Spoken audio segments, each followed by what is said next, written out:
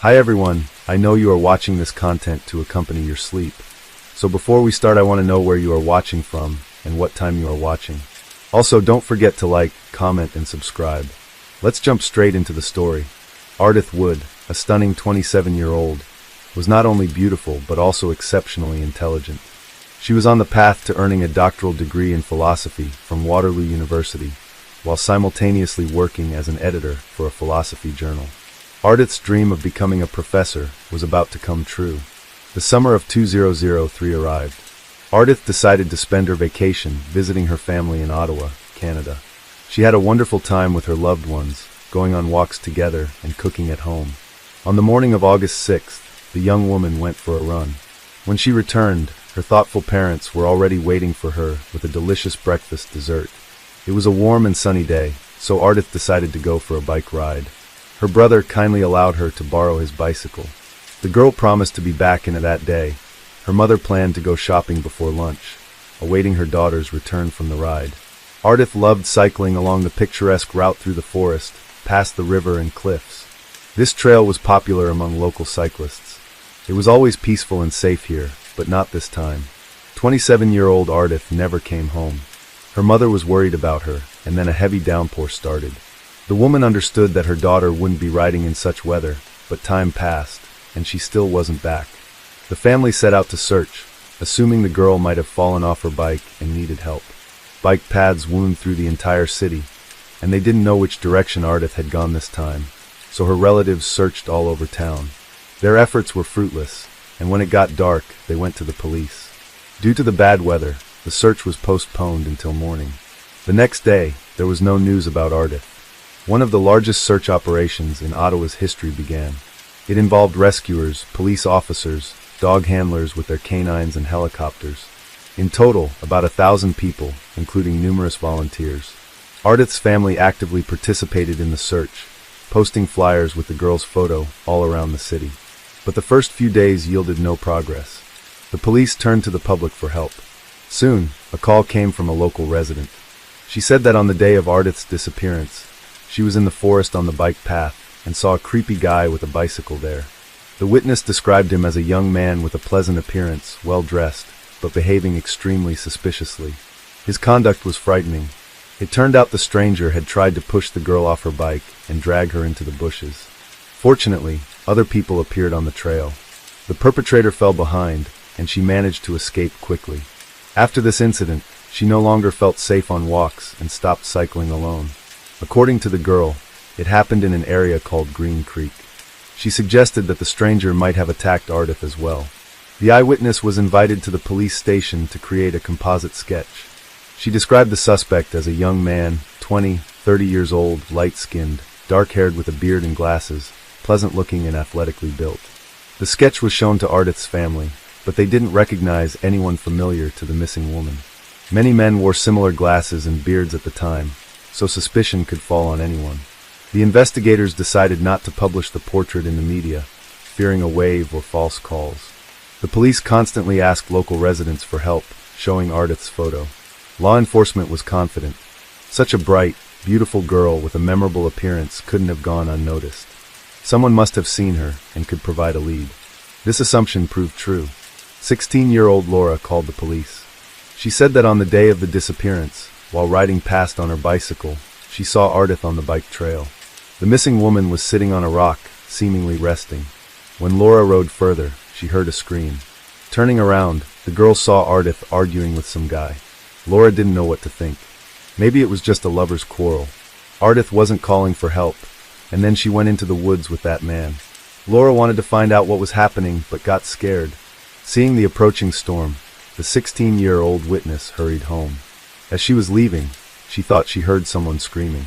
The police invited Laura to the station to show her the composite sketch of the stranger. She recognized him. According to the girl, it all happened around 1 p.m. in the same place, Green Creek. Later, the police received several more calls from girls who encountered this creepy guy on the trail. He attacked them, but the victims were lucky to escape. One woman's call particularly stood out.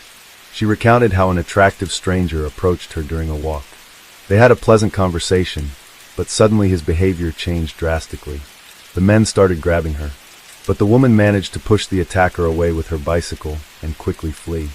She didn't even look back, afraid he would catch up. After returning home, the woman told her family about the incident and warned her loved ones to stay away from that place. Oddly, none of the girls who were attacked reported it to the police. The search for Argith concentrated around the creek area. Soon, her bicycle was found, indicating the police were on the right track. Meanwhile, the investigators received another call that became a breakthrough in the case. A man, without giving his name, reported an unpleasant incident in the forest. A terrible accident. Allegedly, he didn't want to harm Argith or take her life. Confused, he decided to get rid of the body. The stranger carried the girl across the creek, dug a small pit and buried her there, covering the grave with branches. Then he hung up. The police managed to trace the call. It was made from a phone booth 20 minutes away from Ottawa. Law enforcement rushed there, hoping to find witnesses or lift fingerprints or DNA from the receiver. But disappointment awaited them. Someone had thoroughly wiped the handset. Neither eyewitnesses nor surveillance cameras could be found. The search for Argith continued in Green Creek. Dogs trained to detect the smell of corpses arrived at the scene. Soon, the worst fears of the family and the police were confirmed. With the help of the dogs, they managed to find the missing woman's grave, located between two trees in a quiet, picturesque spot. Coming closer, the detectives saw the half-buried, naked body of the girl. Likely, the criminal was startled by someone, which is why he buried the victim so sloppily.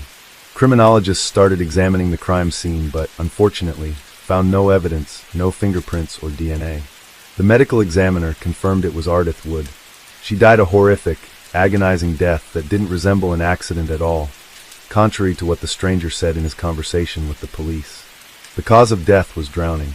Algae were found in her lungs, so the girl was still alive when she ended up in the water.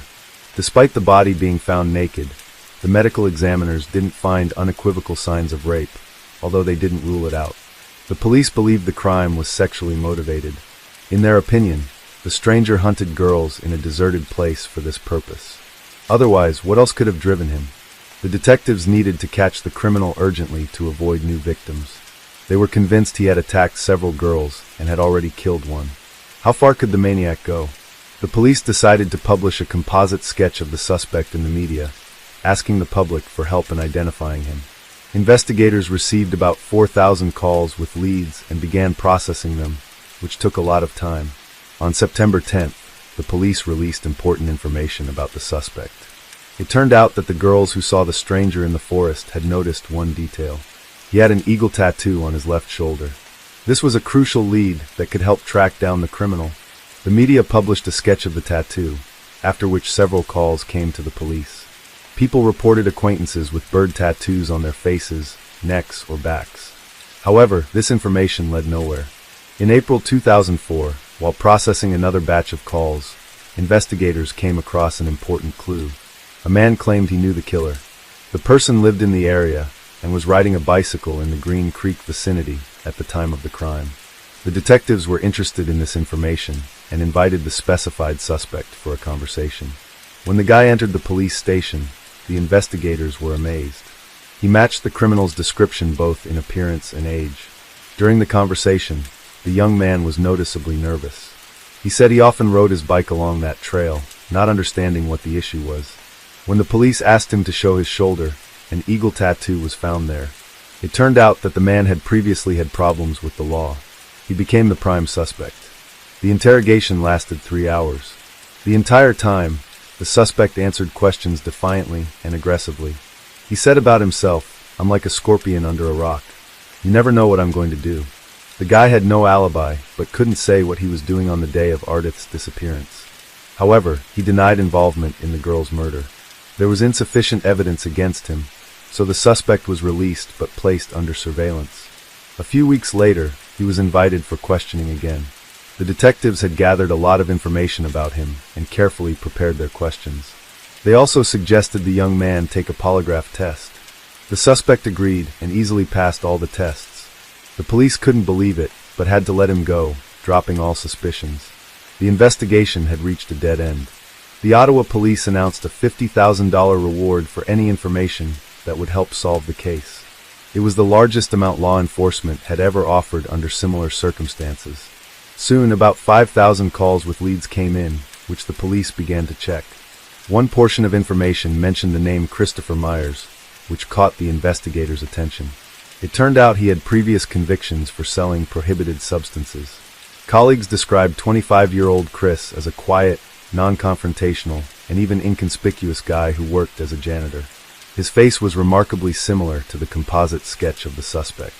Moreover, he had the same beard. The police were delighted, thinking they had finally found the right man.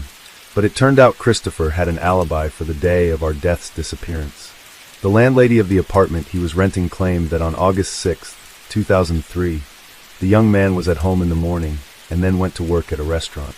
This surprised the police because a year had already passed. How could the woman remember the details of that day so clearly? Another problem arose. Christopher didn't have an eagle tattoo on his shoulder, although witnesses insisted they had seen this tattoo on him. Maybe he had it removed. The detectives were convinced this was the person they needed and had to prove it. A few weeks later, another similar attack occurred. In the evening, a girl who closely resembled our death was walking alone across a bridge when she heard someone walking behind her. Turning around, she saw an attractive man on a bicycle. The girl had no intention of making acquaintances or talking and asked to be left alone. The man rode past her, and just as she sighed with relief, the stranger turned his bicycle around and rushed straight at her. There was no one around who could help. The attacker jumped off his bike and forcibly dragged the victim into the bushes. The girl screamed very loudly, which seemed to frighten the assailant. He fled. The victim went to the police. Other investigators took on this case. Everyone assumed it was an attempted robbery, and the detectives investigating our death's disappearance found out about the incident much later. In May, another attack occurred on a tall blonde woman similar to the missing person. The girl was returning late in the evening from a party when a stranger approached her and tried to strike up a conversation. She asked to be left alone. Then he started asking for help, claiming he was lost. The girl explained where he should go, and he left. She breathed a sigh of relief, but literally 10 minutes later, he attacked her from the bushes. The assailant furiously began strangling her, twisting her neck. At that moment, the girl thought it was the end, but she continued to resist, screaming, hitting him, biting. Her screams attracted the attention of the residents of the building, who came out to see what was happening. This frightened he fled, but this time he made a serious mistake. In his haste, he dropped his phone. Investigators established that the mobile belonged to Christopher Myers, whom they suspected in the Oddith murder case. The puzzle came together. Chris committed all the similar crimes. He chose girls with similar appearances, blondes, and attacked them. Christopher was brought in for questioning, but he wasn't in a hurry to confess to the murder. He said he had never been to Green Creek, had never seen Oddith, and wasn't involved in the other attacks. Chris complained about mental health issues and uncontrollable aggression, but insisted he hadn't caused physical harm to anyone. The detectives noticed he had crooked teeth and persuaded him to take a polygraph test. The test lasted 5 hours, and Chris failed it miserably. But despite this, he still continued to claim his innocence, saying the polygraph was wrong. Since the results of the lie detector test weren't considered evidence, the suspect had to be released. For the next 5 months, detectives gathered evidence against him, interrogating everyone who knew Christopher. Relatives, friends, colleagues, and his ex-girlfriend. It turned out Christopher was born into a dysfunctional family of alcoholics. His difficult childhood was accompanied by the development of various mental disorders, attention deficit disorder, and schizoid disorder. Chris was taken from his birth family and adopted by another couple. The adoptive parents treated the boy with love, but he was uncontrollable. They couldn't cope with raising the troubled child and returned him to the orphanage when Chris turned 12. As he grew older, he seemed to become an ordinary, normal guy. Christopher graduated from school, entered university, socialized with friends, and lived in a dormitory. But his roommate considered Chris abnormal. He told creepy stories that frightened her. Eventually, she kicked him out of the room. Chris's ex-girlfriend revealed that he loved cycling along the trails of Ottawa and was fascinated by the picturesque scenery. She also disclosed his main secret. Christopher enjoyed temporary tattoos. For a while, he had the exact image of an eagle on his shoulder. The girl was shown a sketch of the tattoo, and she confirmed that he had the same one on his left shoulder. Christopher was summoned for questioning on October 13, 2005. He was placed in a very cramped interrogation room. This time, The conversation was conducted by burly men who pushed their chairs right up against Chris. All this put tremendous psychological pressure on the suspect. The investigators started with simple words. "We know everything about you, Chris. We know it was you who killed our death." Christopher responded evasively. 3 hours later, he began to give testimony, confused and inconsistent. Chris admitted that he was in Green Creek that day and met our death. Struck by her beauty, he decided to get acquainted. He started giving compliments, chatting nicely, and then invited the girl into the woods, and she agreed. Once there, Christopher began hugging and kissing her, showing the detectives exactly how. And then, according to him, it all ended. Our death recoiled from him. Apparently, she didn't like his manners. She ran away but fell into the creek. Christopher tried to save the girl but failed. He wanted to portray himself as a hero, but this absolutely didn't correspond to his subsequent actions. For some reason, he pulled our death's body out of the water, undressed it, and buried it. When the policeman stated that Chris was going to be charged with murder, he immediately retracted his words. "No, I never met her. It was a joke. I took all the information from the newspapers." The detective had to have a serious one-on-one conversation with him. Eventually, Chris confessed to killing our death. He even drew a map with the trails in Green Creek where he met the girl. On it, he mocked another person, Laura, who saw him with the victim in the forest. Laura recognized the suspect as the same man she had seen then. Christopher was arrested on October 20th, 2005. He agreed to go to the crime scene to recreate the events. But when they arrived at the indicated trail, Christopher suddenly declared that it wasn't the right location, claiming everything happened elsewhere, although everything matched. Christopher had an unstable psyche. He would give testimony and then retract his words. Later, he also confessed to other attacks on girls. He was charged with additional crimes for these offenses. At the trial, the lawyer stated that Christopher was just a troubled young man. At first, the accused denied his previous confessions, but later, on the advice of his defense attorney, he decided to make a deal with the investigation and plead guilty. On January 8, 2008, 5 years after the murder, the defendant confessed to the crime but refused to disclose the motives and details. Later, he also admitted to the other attacks. The prosecution believed that on that day, Chris wasn't on the forest trail by chance. He was stalking his prey like a hunter. He attacked several girls who were lucky enough to escape. The likely motive was sexual assault. Ardith was unlucky that day. She was Christopher's type, an attractive blonde. He tried to get acquainted with her, but something went wrong, and an argument broke out between them, which was overheard by a teenage girl riding by. Under some pretext, the killer managed to lure Ardith into the woods. There, he attacked her, started undressing her, intending to rape her. To save herself, the girl ran away and jumped into the creek. Chris rushed after her, caught up, and drowned her, then buried the body. The victim's parents agreed with the prosecution's version. According to them, Ardith was a good swimmer and couldn't have drowned in the creek. In their opinion, the defendant deliberately drowned the girl. However, it remained a mystery to them how Christopher managed to convince Ardith to go into the woods with him. As part of the deal with the investigation, Christopher pleaded guilty to second-degree murder. He was sentenced to life imprisonment with a right to parole only after 10 years. In 2020, he filed a relevant petition, but the commission rejected it, recognizing the high risk of repeated crimes against women. In 2007, a plaque in memory of Ardith was installed on one of the centuries-old oaks in Green Creek Park, and in 2017, during a powerful thunderstorm, just like on the day of a murder, lightning struck the same tree. The oak suffered serious damage, and experts didn't believe it would survive. But a miracle happened. The mighty tree withstood. It still grows as a living monument to the girl who was killed nearby. Scott Dean Ponder was born on February 7, 1973, and was raised by his love and family, consisting of his mother, Beverly Guy, and his stepfather, Terry Guy. From an early age, Scott showed interest in cars and motorbikes that was greatly supported by his parents, who wanted him to improve his riding skills. They even got him a racer's license when he turned legal. Young Scott started taking racing as a lifestyle, even participating at the Daytona Motor Speedway in Florida. His sharp skills and excellent racing earned him numerous admirers and turned him into a local hero in the town of Chesney. Scott was also very social and preferred to hang out with large groups. People also loved Scott's company. Scott started the idea of the superbike motorsports first at his grandmother's backyard in the late 1990s, where he would repair bikes. Slowly, he started to upgrade his shop to a one-garage building in 2001. He even decided to take in his best friend, Brian Lucas, as his co-partner in the business, and the two young men started to expand their business further. They signed up with Suzuki for a dealership, and their business grew unexpectedly in a short period of time. Brian, who used to work part-time at the starting of the business, decided to leave this job to become a full-time manager of the store. With their hard work and knowledge, the pair started attracting a lot of customers, and the business started to bloom. Even though they were salesmen, they took utmost care when it came to their customers' knowledge about bikes or racing in general.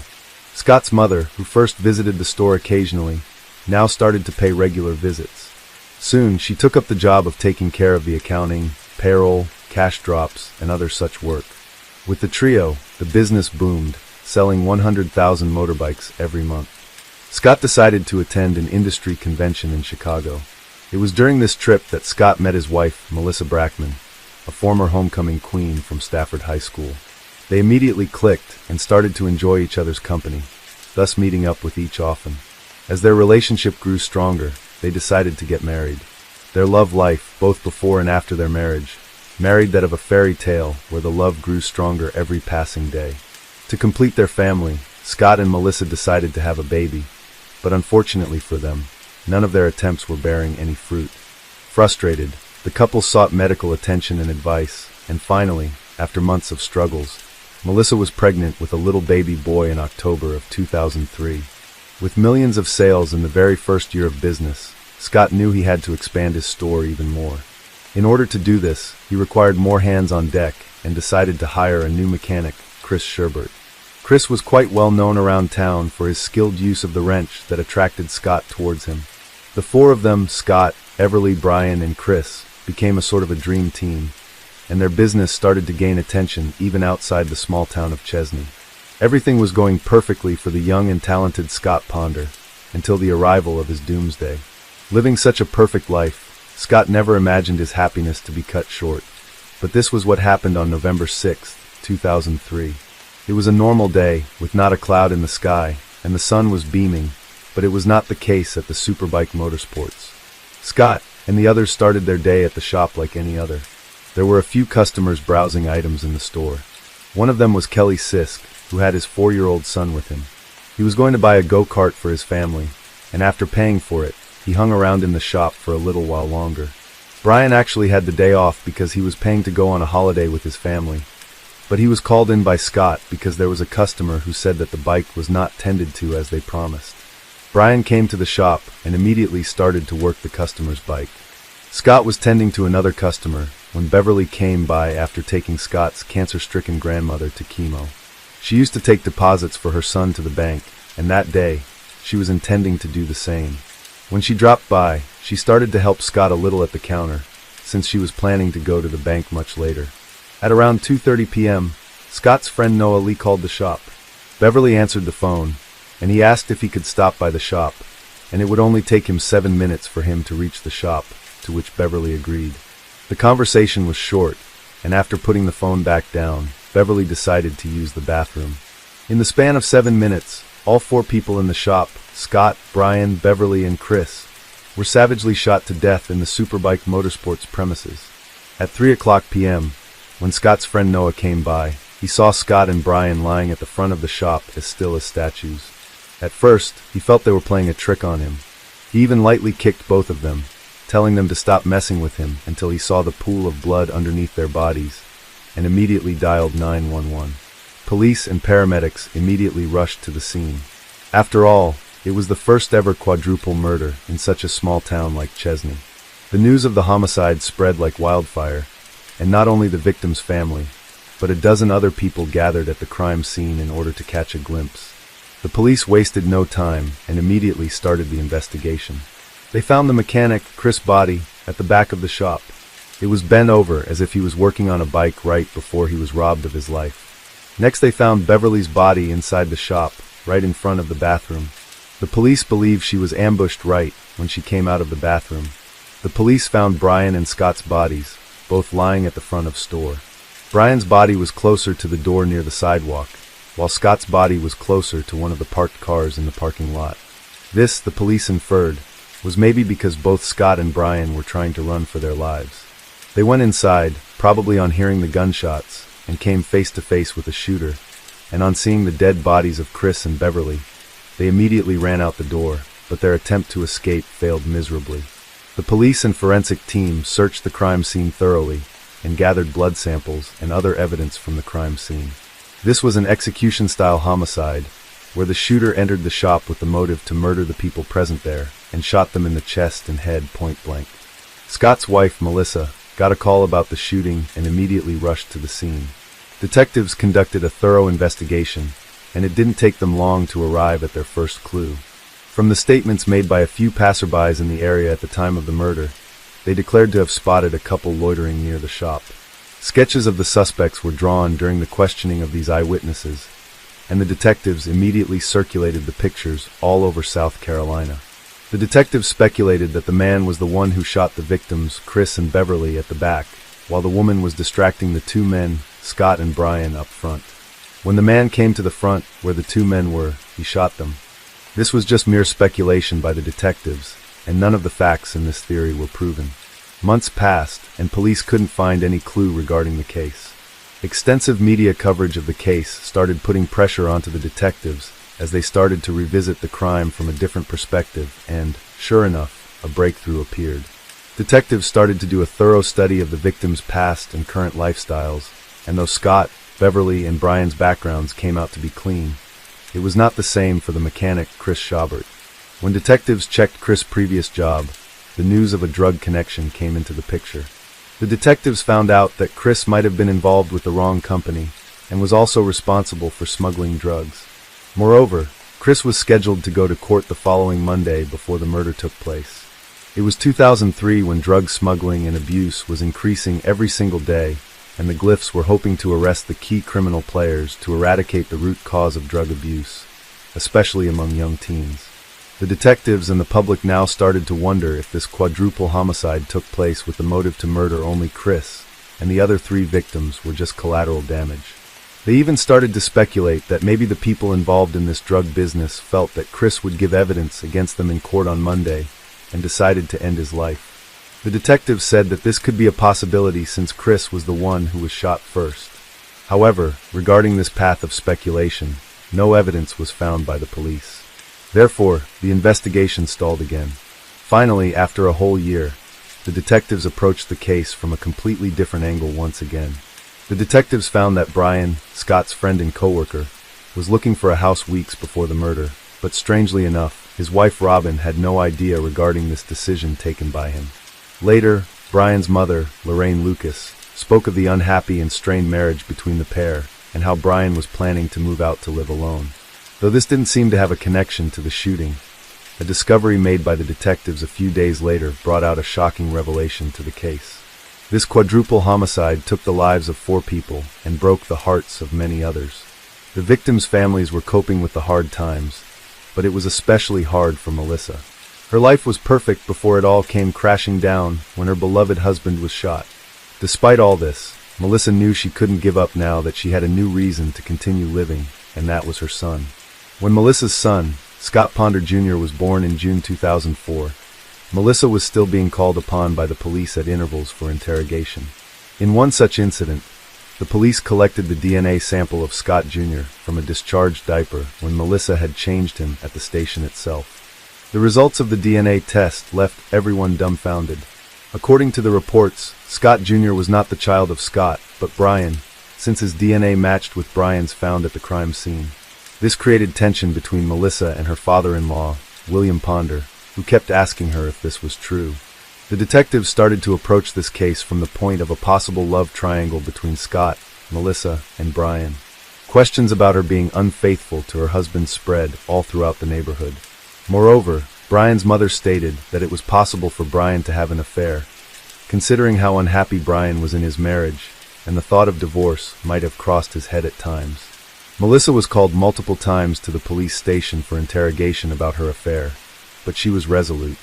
She said that both she and Scott had struggled a lot to conceive this baby, and Scott Jr. was undoubtedly Scott Ponder's child. She later told about how she was harassed every day by the same questions when she knew it was hers and Scott's baby. For the next year and a half, detectives kept track of every move made by Melissa in order to find a breakthrough. Finally, after 18 months, however, the detectives claimed that there must have been a mistake regarding the blood sample collected at the crime scene. The detectives stated that they'd conducted a DNA test for Beverly and Scott from the blood sample collected from the crime scene, and the results did not match. In the reports, Brian's DNA matched Beverly's when clearly, Scott was the son of Beverly. At this point, the detectives knew that they'd made a grave mistake. They put the wrong name in the blood sample of Scott and Brian collected from the crime scene, since both the of Scott and Brian were lying next to each other. This cleared up all the accusations laid against Melissa. Disregarding the love triangle theory, detectives now started to link the case with another homicide, just 30 miles away, that had happened just 5 months before the Superbike Motorsports homicide. On May 16, 2003, the people of Greer, South Carolina heard the news of a triple homicide that took place in the Blue Ridge Savings Bank. Sylvia Holtz-Claw was on duty that day, though she had a day off. Soon, a local couple, E.B. and Maggie Barnes, visited the bank. At around 1:30 p.m., a 911 call went through to the Greer Police Department regarding a shooting that had taken place in the Blue Ridge Savings Bank, where Sylvia, E.B., and Maggie were shot to death. Just like in the Superbike Motorsports, the shooting happened in broad daylight, with no witnesses available. When police checked the CCTV footage, they saw a red car that was driving to the bank at around 1:24 p.m., and it was soon again when it was driving back from the bank, 3 minutes after the incident. Coincidentally, a similar red car was spotted during the quadruple homicide at the Superbike Motorsports. Detectives started to hunt down the red car and found a clue that it was stolen by 39-year-old Emerson Wright from a rental lot days before the homicide. The police concluded that he'd entered the bank to rob, but panicked and shot the couple when they tried to intervene. Unfortunately, the detectives never got to question Emerson regarding the bank and the Superbike Motorsports murder because of how incidents unfurled 2 years later in another car chase involving him and the Georgia State Police. He was wanted for a series of burglaries in the Atlanta area. When he was chased by the state trooper, he crashed his car, got out, and shot himself with a single gunshot wound to his head.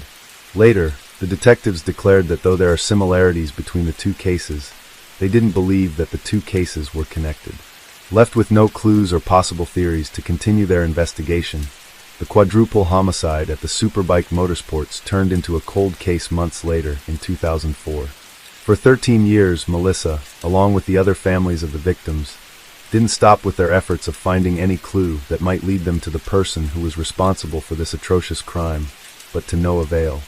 Finally, a ray of hope shone on them when the cold case of the quadruple murder that took place on November 6, 2003 in Superbike Motorsports reopened when the detectives got a breakthrough in the case in 2016, 13 years after the crime had been committed. The man behind the shooting came into the spotlight when he was arrested for a different murder that he committed, and during the interrogation, he confessed to the Superbike Motorsports quadruple murder. This man was 45-year-old Todd Culhemp. Todd was born on March 7, 1971, to mother Reggie Tagg and father William Samsel. His parents divorced when he was 2 years old, and though he started to live with his mother and a new boyfriend, he wanted to spend more time with his biological father. Todd was extremely aggressive and hyper, at times not having self when he was in nursery school. He killed a goldfish with Clorox bleach and shot a dog with a BB gun. He spent 3.5 months in Georgia Psychiatric Hospital, but there seemed to be no change in his aggressive behavior.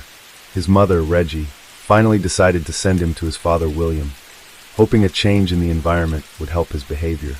On November 25, 1986, Todd planned a kidnapping of a girl named Christy Granado in Tempe, Arizona. He knocked on her door, threatened her with a .22 caliber revolver, and demanded for her to follow him to his house. He brought her to his home, tied her up, taped her mouth shut, and then proceeded to assault her. Afterwards, he walked her home and threatened to kill her entire family if she told anyone about what had happened. Christy, however, confessed everything to her parents, and her father called 911 immediately. Culhemp was charged with kidnapping, sexual assault, and committing a dangerous crime against children. In 1987, he pleaded guilty to the kidnapping charge, and the other charges were dropped. When he was released, Todd was a changed man. He started to work for himself, and even got a job. No further complaints were heard against him until 2016. On August 31st, 2016, 30-year-old Calla Brown and her boyfriend, the 32-year-old Charlie David Carver, went missing after they were last seen going to Todd's house to remove brush from one of Todd's properties. On November 3rd, 2016, investigators found Calla chained to a wall inside a metal storage container on the property of Todd. Later, investigators also retrieved the body of Charlie that had multiple gunshot wounds in it. Calla told the detectives that Todd shot Charlie and took her chained up. He would always assault her in a barbaric manner and threatened her not to find ways to escape. Todd was immediately arrested by the police and taken in for questioning. During this arrest, Todd confessed to being the person behind the shooting that took place at the Superbike Motorsports 13 years earlier. When Todd was called in for the interrogation on November 5th, 2016, he started to tell the detectives everything that happened on November 6th, 2003. He didn't confess out of fear or guilt, but merely as if recalling a memory. He said that he bought a Suzuki GSX R750 from Superbike Motorsports, but just days after buying the bike, he realized he couldn't ride it. Having no prior knowledge of riding a bike, Todd then decided to exchange the bike for another one that would be much easier to ride for a beginner such as Todd. He then told the detective that he was mocked by Scott and Brian for his inability to ride such a bike. The bike exchange didn't take place that day and Todd returned home. 14 days after the purchase, the bike got stolen from the front of the apartment complex where Todd lived. He filed a police complaint regarding the stolen bike, but the police never found the vehicle. Todd also mentioned that even the law enforcement officer made fun of him. He lost a $1,000 deposit for insurance, but neither the police nor the shop contacted him after that regarding the stolen bike. Todd started college and went to Greenfield Tech. His attraction towards bikes never faded, and soon he found himself going back to the Superbike Motorsports once again. He told the police that when he was browsing through the bikes in the shop, both Scott and Brian were giving negative remarks about him. Since then, whenever Todd visited the shop, the two men would mock and laugh at him. One day, he decided to take a Beretta 92 FS with him when he went to the shop. He waited for the customers to leave, and the shop was left with only Scott, Brian, Chris, and Beverly. Todd savagely shot all the victims to death. Though later he added that Beverly was not a target, she was just in the wrong place at the wrong time. Hearing the confession made by Todd gave the victims' families the long-drawn justice and the closure that they were seeking for the past. Later, Todd also confessed to have killed 3 more people who were Johnny Joe Winmegan Lacoxie and Charlie David Carver.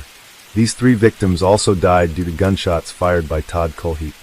In the case of Todd Culheap, even though it was a serial killer case, there was no trial that took place.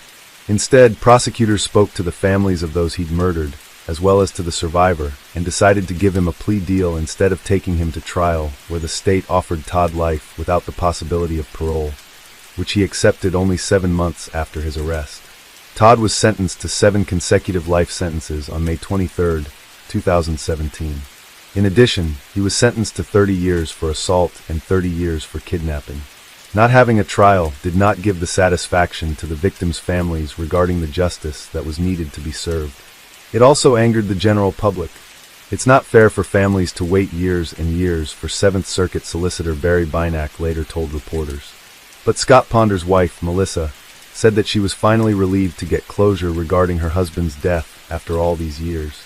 All the family members and relatives of the victims came together to hold a candlelight vigil in remembrance of their beloved ones whom they'd lost to the hands of a serial killer. After 13 drawn-out years of pain and suffering, the victims' families were grateful to finally learn what exactly happened to their loved ones. In one interview, Scott's wife, Melissa, did state that the reason Todd gave for murdering Scott and the others didn't sit right with her since she knew Scott well enough to know that he'd never make fun of someone and make them feel little in front of him. Nevertheless, she was grateful that justice had finally been served. The public was left disturbed by the lack of empathy and the casual behavior that Todd showed while being interrogated by the police or during his court appearances.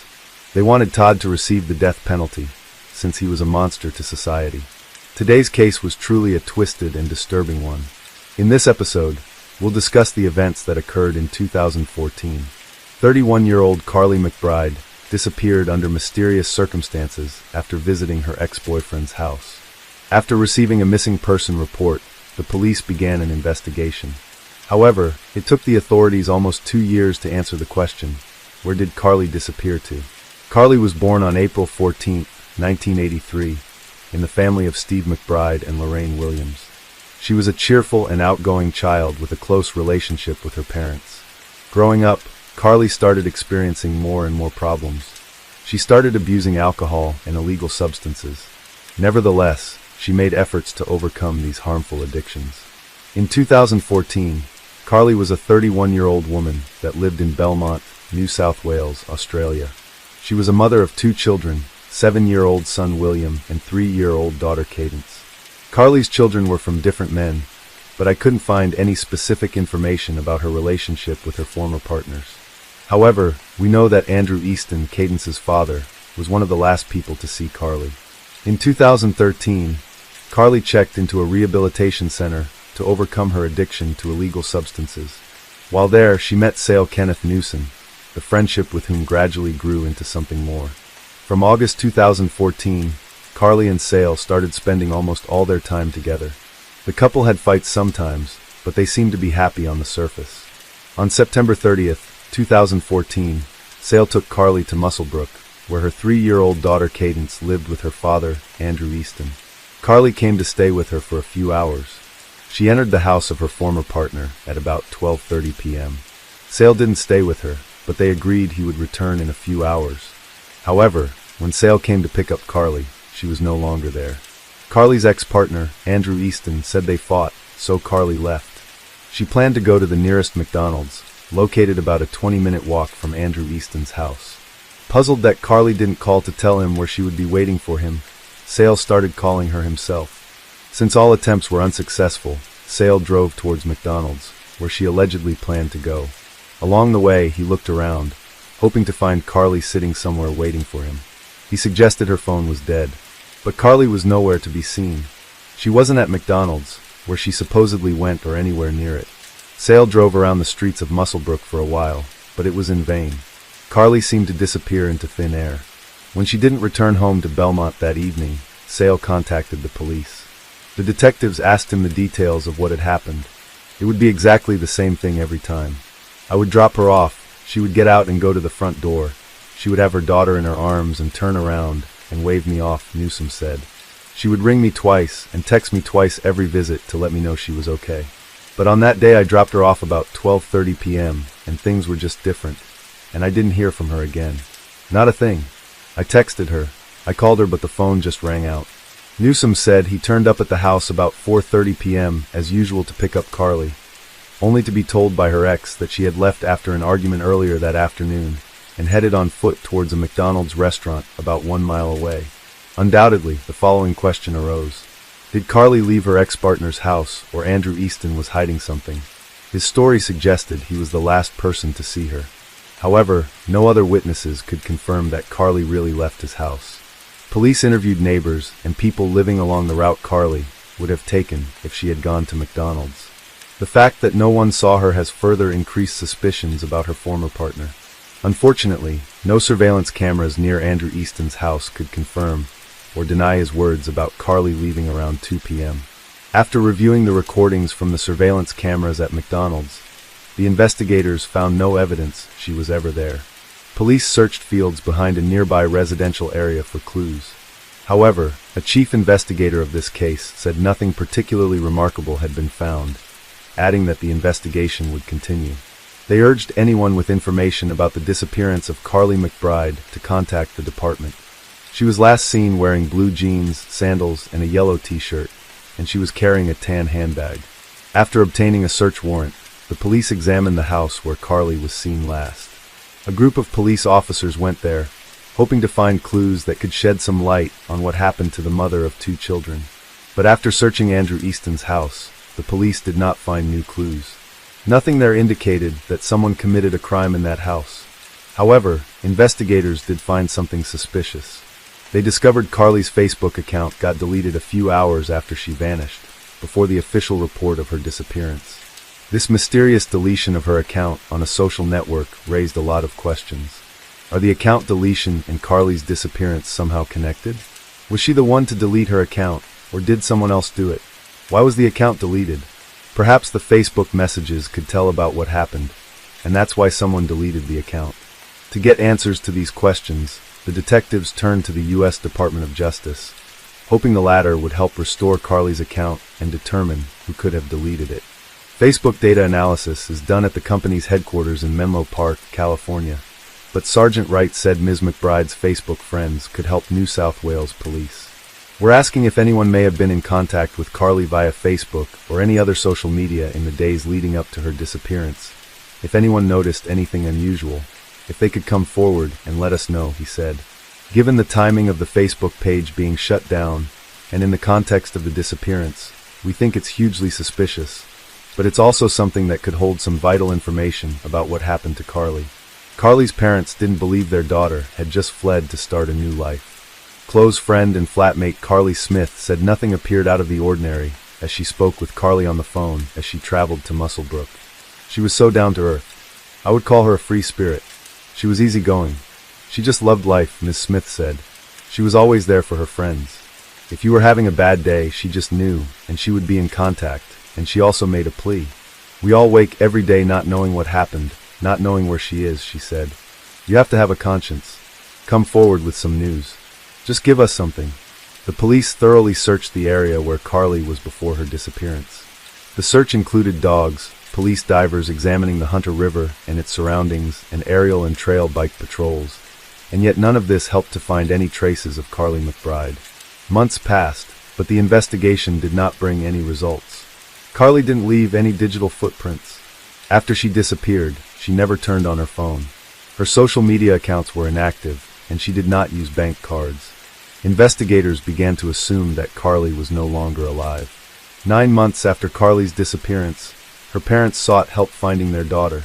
They were joined by Detective Timothy Seymour, who could contribute by requesting any information helpful to the case.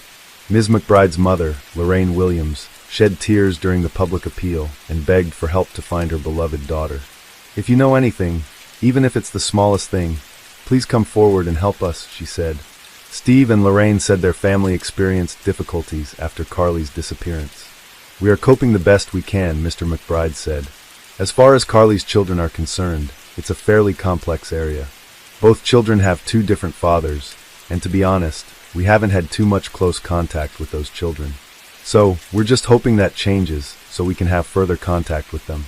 Detective Inspector Timothy Seymour said officers had worked tirelessly since Ms. McBride's disappearance. We have a plethora of information that we are sorting through. However, we are still appealing again, Inspector Seymour said.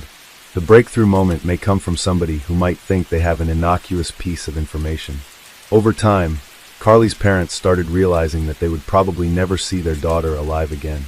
Lorraine wrote a heartbreaking letter addressing the man who robbed her of her daughter.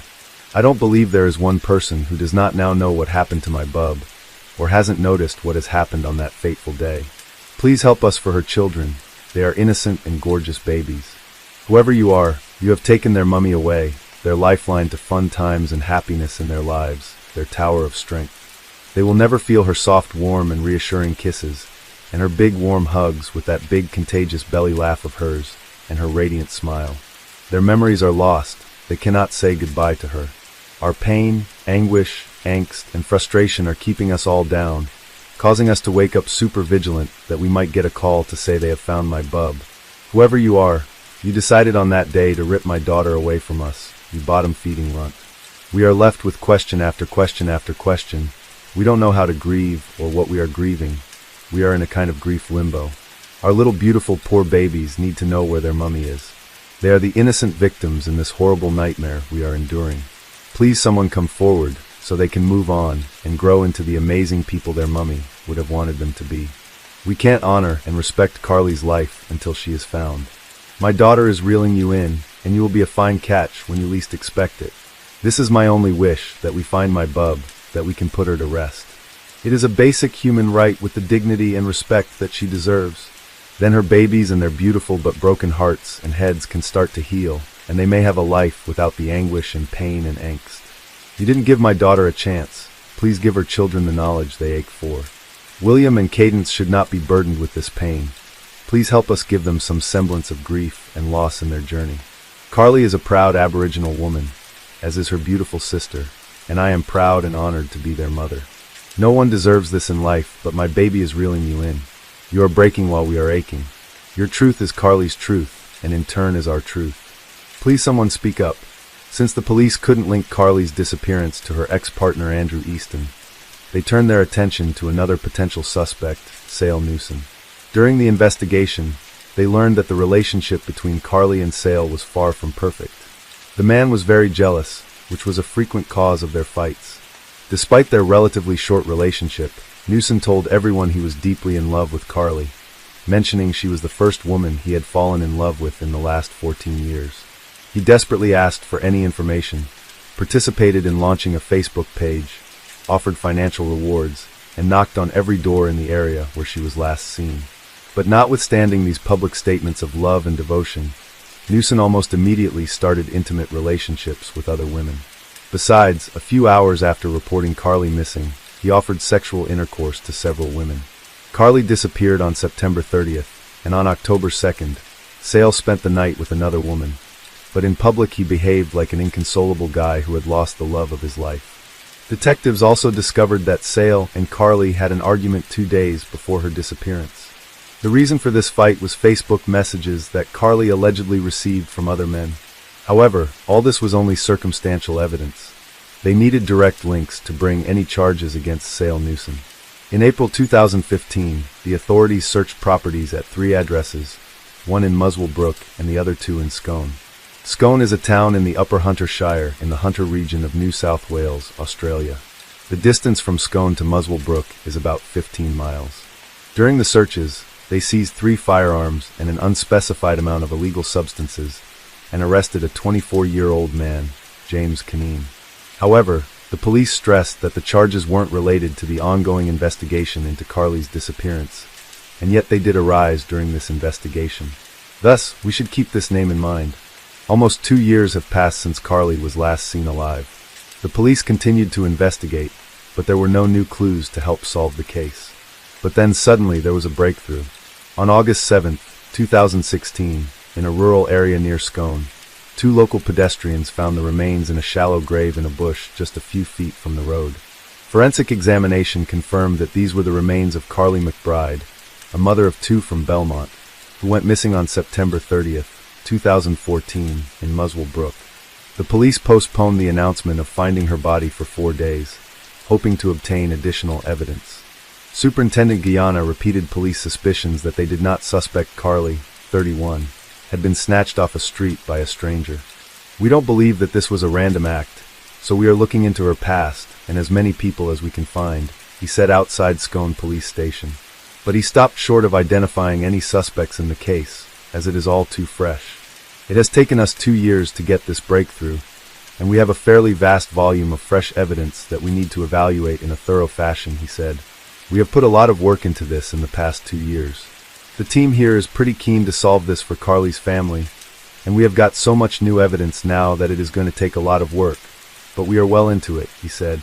The heartbroken parents have told through tears of their desperate need for answers. Please come forward with anything, Lorraine sobbed. We still need to know who did this to my baby. The couple said they have had some closure now with her body being found, and were extremely grateful for the police and public help to find their lost daughter. For 10 months, the investigators carried out extensive work, which resulted in the issued arrest warrant for Sale Newson. On June 19, 2017, he was arrested and taken to a police station. Newson denied any involvement in the death of Carly McBride. However, Sale Newson wasn't the only one who received charges. Police believed that 26-year-old James Caneen was the one who helped Newson dispose of the body. Carly McBride, Sale Newson, and James Caneen met in a rehabilitation center for people with addiction to alcohol and illegal substances. Each one left the center at different times and for various reasons, but they stayed in touch. The trial of Sale Newson began in August 2018 and protracted for several years because the police had only circumstantial evidence. Prosecutors alleged that Newson met with Carly after she left her ex-partner's house, struck her several blows to the head and back in a jealous rage, and threw her body away. Forensic experts have determined that Carly McBride died from multiple blunt force trauma. She suffered 23 fractures to her skull, 13 fractures to the torso, and spinal and rib fractures. The judge said Carly McBride suffered blunt force at the hands of Newson before she died. Judge Arace also noted how Newson had told interviewing police he was a skilled mixed martial arts fighter. His main sport was Thai boxing. I had 20 fights and 20 wins. I trained alongside world champions, but when I got really good, I got too old, he told police.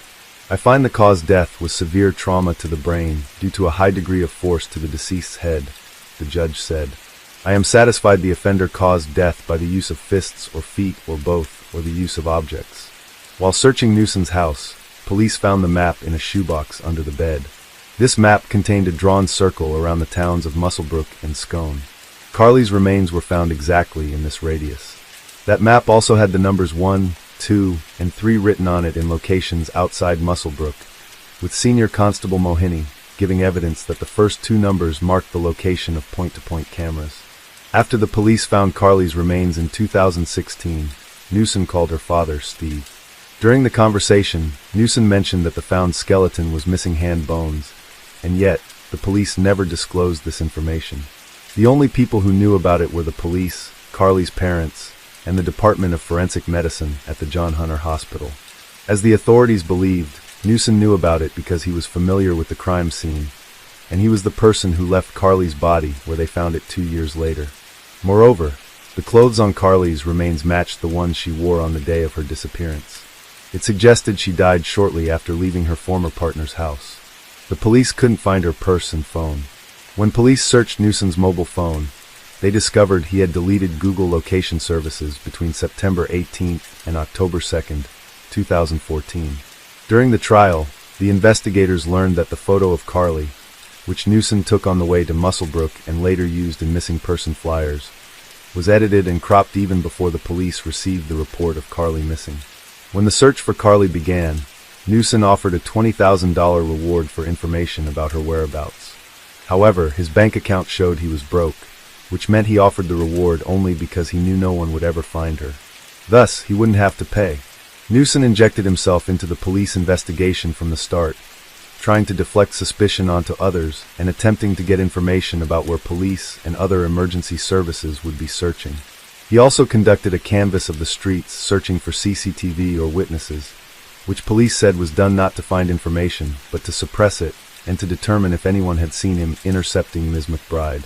And while volunteers and police searched for her around Musselbrook and handed out missing person flyers, Newson was in Sydney, messaging friends about how he was driving an Audi R8, as well as that Newson claimed to know the area where Ms. McBride was found, like the back of my hand, and described it to Carly McBride's father, Steve McBride, despite only seeing footage of a fake crime scene set up by police. The images you are seeing now are not a real crime scene, but a staged one that the police used to see Newson's reaction. The more investigators dug into Newson, interviewed him, looked at his Facebook messages, listened to his phone calls, the more he shone the light on himself. After examining his internet search history, investigators discovered that he was looking for information on how to delete a Facebook account. His account remained active, but Carly's account got deleted shortly after.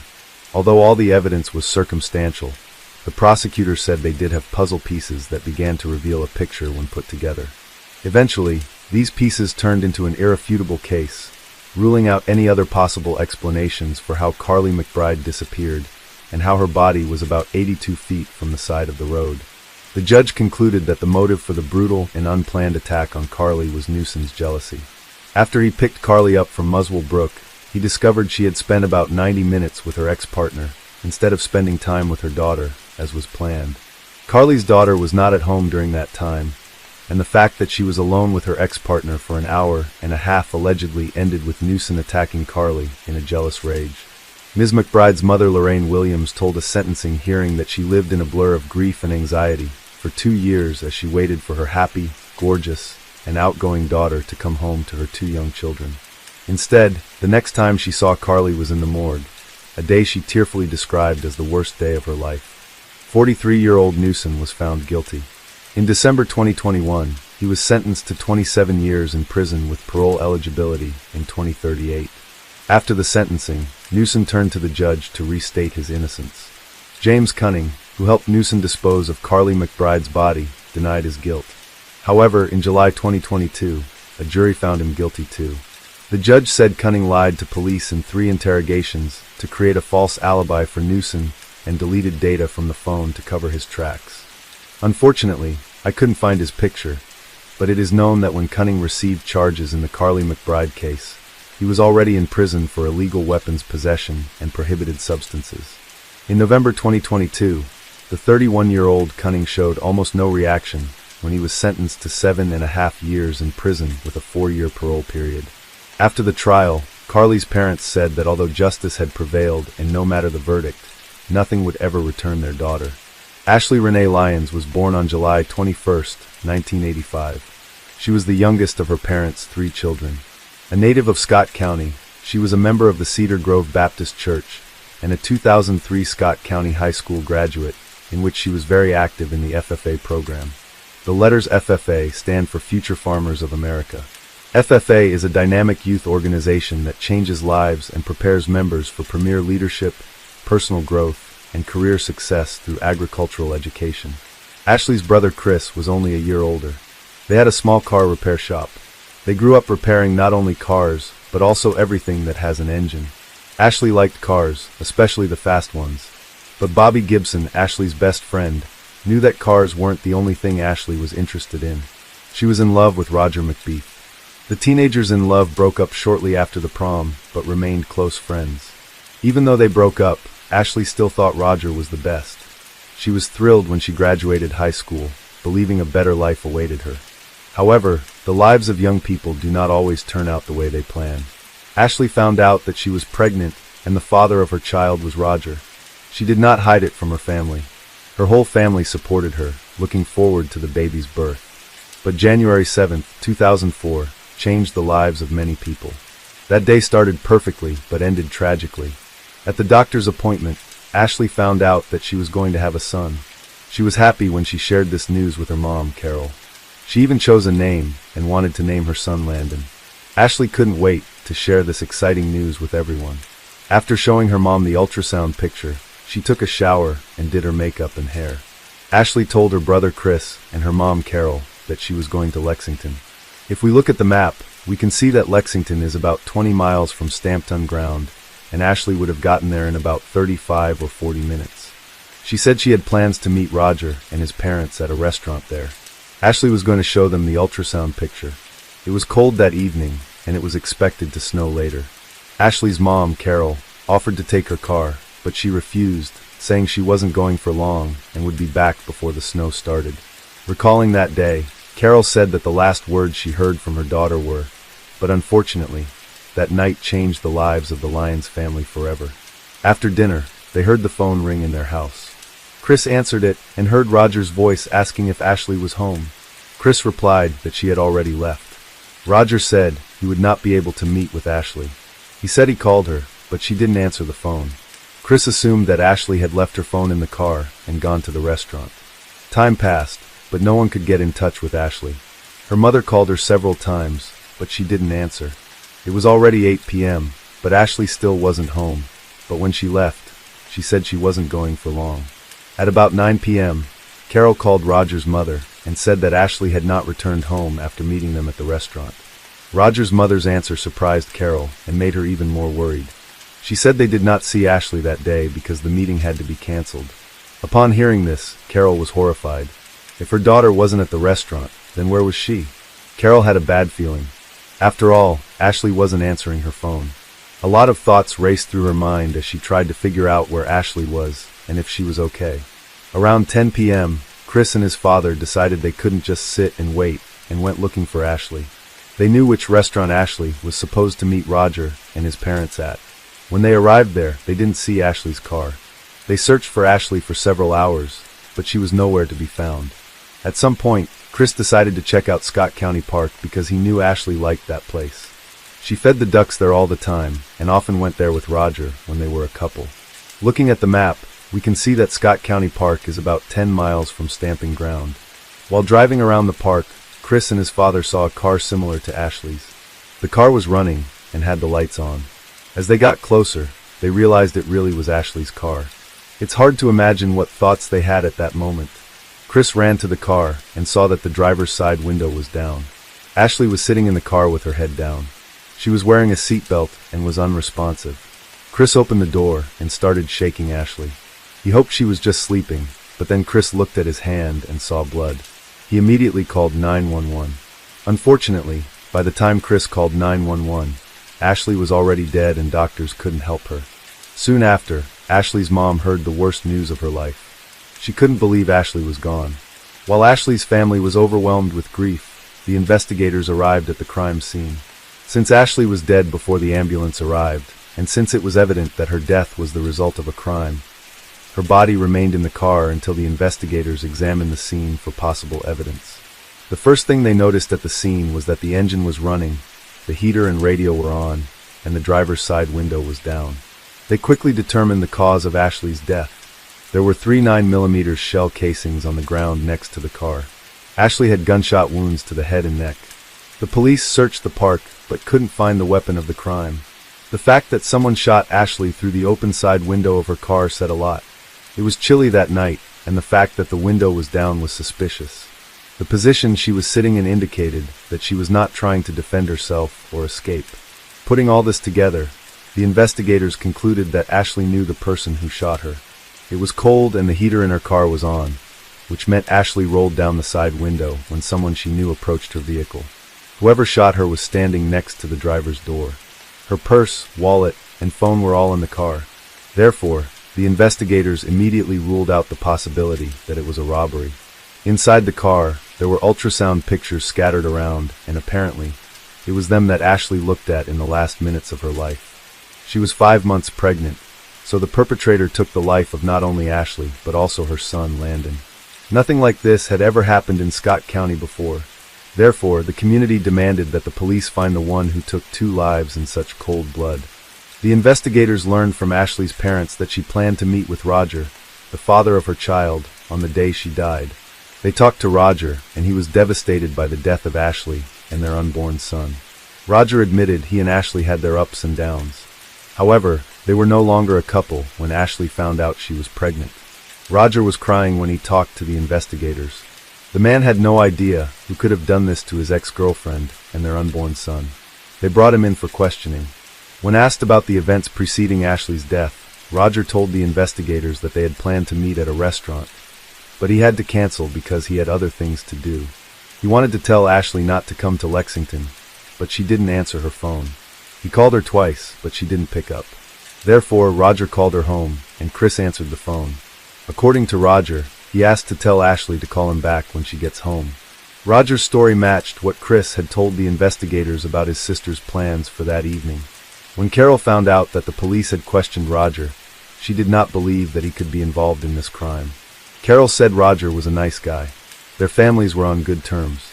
When Roger had dinner at their house, he always helped clear the table.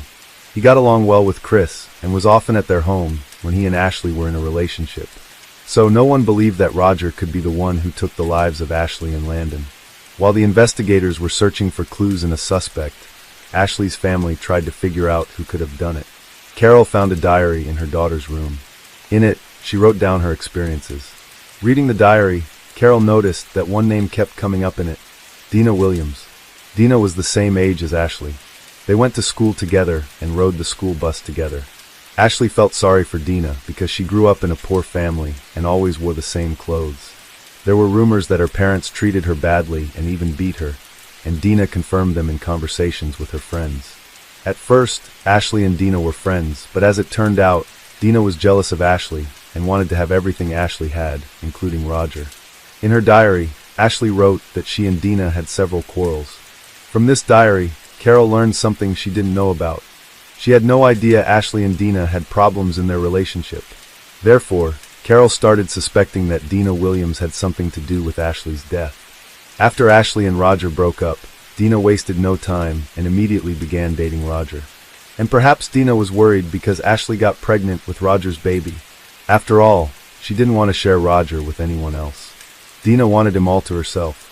Maybe this could have pushed Dina to do something that cannot be undone. Carol gave Ashley's diary to the investigators so they could analyze everything written there. Carol was sure that the key to solving this case was somewhere in the pages of this diary. When the investigators reviewed Ashley's journal, they also became interested in how she described her relationship with Dina. Thus, Dina Williams was taken to the police station. She denied any involvement in what happened to Ashley. Dina worked at a bank, and according to her, they had an office party on the evening when the crime occurred. So she had an alibi. Dina did not try to hide her attitude towards Ashley from the investigators. She especially didn't like the fact that Ashley was pregnant. However, the fact that Dina did not feel anything about Ashley's death was not enough to bring any charges against her. So, the investigators let her go home after the conversation. Meanwhile, the results of the ballistic examination came in. The experts analyzed the location of Ashley's wounds, the position she was found in, and where the casings lay. The angle at which the bullets entered Ashley's body allowed them to determine the approximate height of the shooter. They believed that the perpetrator was about 5 feet and 10 inches tall. Dina Williams's height was around 5 feet and 5 inches, which meant it was unlikely that she was the one who shot Ashley. However, Dina had a twin brother, Thomas Williams, who matched the alleged height of the perpetrator. According to rumors, a few months before Ashley's death, Thomas had asked several people about how to cause a miscarriage. People also said that Thomas did everything his sister asked him to do. The investigators became interested in this and questioned Thomas Williams, but he denied everything, and there was no evidence indicating his involvement in the crime, so he was released. While the police were putting all the evidence they had together to find the culprit, residents wanted to do something to show their support to Ashley's family. They created an improvised memorial with flowers, stuffed toys, and candles. Someone brought 2 crosses, one with Ashley's name and the other with Landon's. While the investigators were looking for new evidence, Ashley's family was preparing for the funeral. It is impossible to imagine what they had to go through because they lost 2 people at once. During the autopsy, the medical examiner removed the fetus from Ashley's body. Ashley and Landon were buried in the same coffin. The fact that the one who committed this crime was still at large made the Lyons family even more devastated. For information that could help arrest the one who took their daughter's life, Ashley's parents put out a $3,000 reward that eventually went up to $5,000. People started calling the police and telling them what they thought might help the investigation. Soon after, they received a call from a woman whose house windows overlooked the park where someone shot Ashley. She reported that she may have seen the perpetrator. Standing at the window, this woman saw someone run out of the park and jump over the fence. Next, the person she saw ran up to a red pickup truck waiting for them with the engine running and got into the passenger seat. Moments later, the truck sped away. According to the witness, it was a red Chevrolet pickup truck. If the person the woman saw really had something to do with Ashley's death, then investigators had to look for not one criminal, but at least 2. After all, whoever was driving the red pickup truck could be an accomplice to the crime. Upon hearing about the red pickup truck, everyone who knew Ashley immediately realized who was behind it. Roger, her ex-boyfriend, the father of her unborn child, had such a car. The police immediately seized Roger's truck. They thoroughly searched it, but found no evidence inside. Roger refused to talk to the investigators, and there was no evidence against him. However, knowing that at least 2 people were involved in the crime, the officers made an obvious conclusion. Who didn't like Ashley? Who wasn't happy about her pregnancy? Who would be happy if Ashley disappeared? Besides Roger, there was only one person who could wish for this, and this person was Dina Williams. That's why the investigators decided to have another conversation with Dina and her brother Thomas. They questioned Thomas first. During the first conversation with the police, Thomas denied everything, but now, having learned that the eyewitness saw Roger's pickup truck at the crime scene, he became more talkative. When asked if he knew who shot Ashley Lyons, he immediately replied without hesitation that it was Roger McBeath. Thomas Williams eventually made a deal with the investigation to secure a less severe sentence for himself. He confessed that he had given Roger the gun, and Roger was the one who shot Ashley. Thomas also told the investigators that after taking Ashley's life, Roger threw the weapon in Elkhorn Creek. It took a lot of time for the police to find the crime weapon, but the 6-hour dive search was successful. The ballistics examination confirmed that the gun the police found was the weapon of the crime. The investigators knew that it wasn't Dina who shot Ashley because she didn't match the height of the perpetrator. However, they questioned her again, and she confessed that she was the getaway driver on the evening when Roger committed the crime. The police arrested Roger McBeath, Dina Williams, and her twin brother Thomas. It became clear that Roger did not want Ashley to have the baby, but Ashley was happy. She wanted to become a mother, and her family supported her decision to have this child. So Roger came up with an insidious plan. He invited Ashley to meet him and his parents at a restaurant to lure her to Scott County Park. Dina Williams drove him there, and he walked up to Ashley's car with a gun in his hand. Seeing the father of her unborn child, Ashley rolled down the window and reached into her purse to get the ultrasound pictures. She didn't expect him to shoot her. By pulling the trigger 3 times, Roger took the life of both Ashley and his own son. Then he ran out of the park, got into the pickup truck, and told Dina to hit the gas. On the way, they made a stop and got rid of the gun, throwing it into the river. When it became known who was behind this crime, the residents of Stamping Ground were shocked. They didn't expect that someone they knew would be capable of such a brutal crime. Equally frightening was the fact that several people were involved in this. Roger McBeath pleaded not guilty.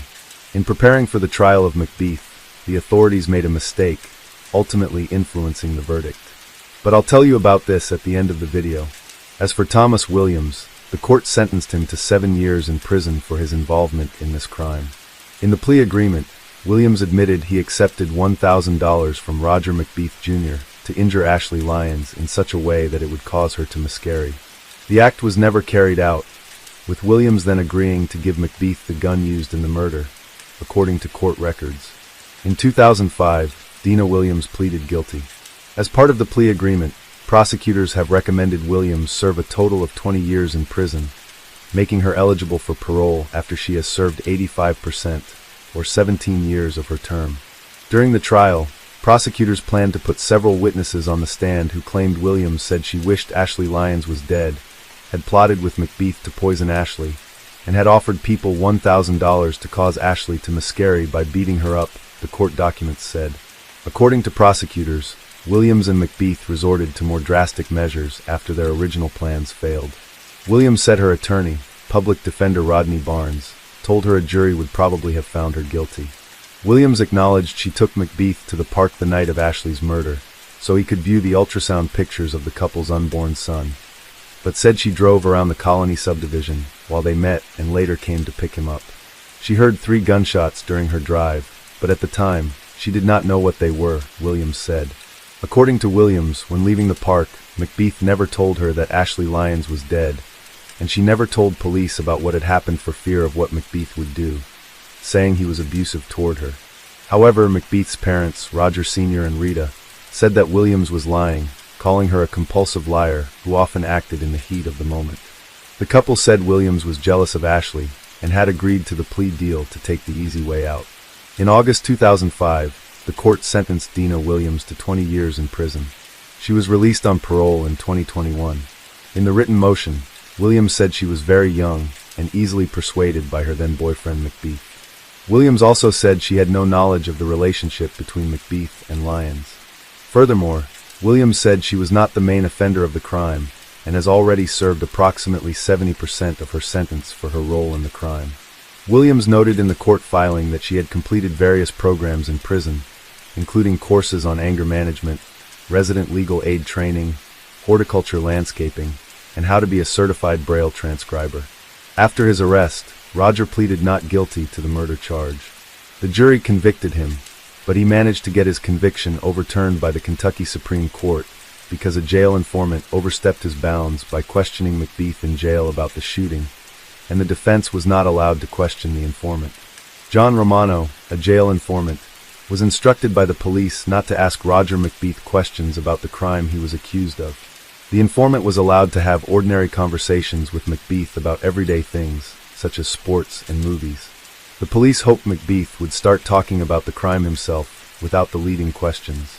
The Kentucky Supreme Court ruled prosecutors used illegally obtained evidence and overturned the verdict. In 2009, Roger was retried, and this time he pleaded guilty to complicity to commit murder and tampering with physical evidence. The court then handed him a 42-year prison sentence with eligibility for parole in 16 years. The court also sentenced him to 5 years for complicity to evidence tampering, which would run concurrently with his previous sentence. McBeath's parole hearing took place in December 2023. McBeath told the parole board he was not interested in parole. McBeath said he didn't wish to continue the hearing after declining his parole eligibility. Thus, he is currently still in prison. In honor of Ashley Lyons, Scott County Park, where she died, now has the Angel Garden with ceramic angel statues. After Ashley's death, Carol and her husband, Buford Lyons, helped pass a fetal homicide law at both the state and federal levels. Under the bill, violence against a pregnant woman is considered two crimes, one against the woman and the other against her unborn child. The case of Romina Núñez several years ago literally shocked the whole of Spain with its unimaginable cruelty and cynicism. The very situation in which this unfortunate young woman found herself, we can say, typical.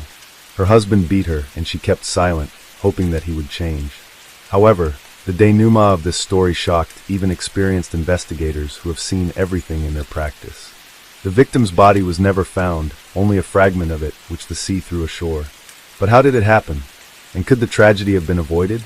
To answer these questions, you need to understand who Romina was and why she never dared to admit to anyone in what trouble she found herself. Who is Romina Núñez? Romina Celeste Núñez Rodriguez was born in the fall of 1990 in the city of Asunción, the capital of Paraguay, and was the eldest of two daughters in a poor working-class family. Parents separated when the girls were still young, so their mother, whose name was Miriam Rodriguez, had to raise the children on her own. The woman had to work several jobs at once because her ex-husband did not help them financially at all and did not show any interest in the fate of the daughters. When she was still a schoolgirl, Romina got a job in order to help her mother and younger sister somehow. At the age of 17, the girl began a romantic relationship with a guy whose name was Christopher. He wooed her beautifully.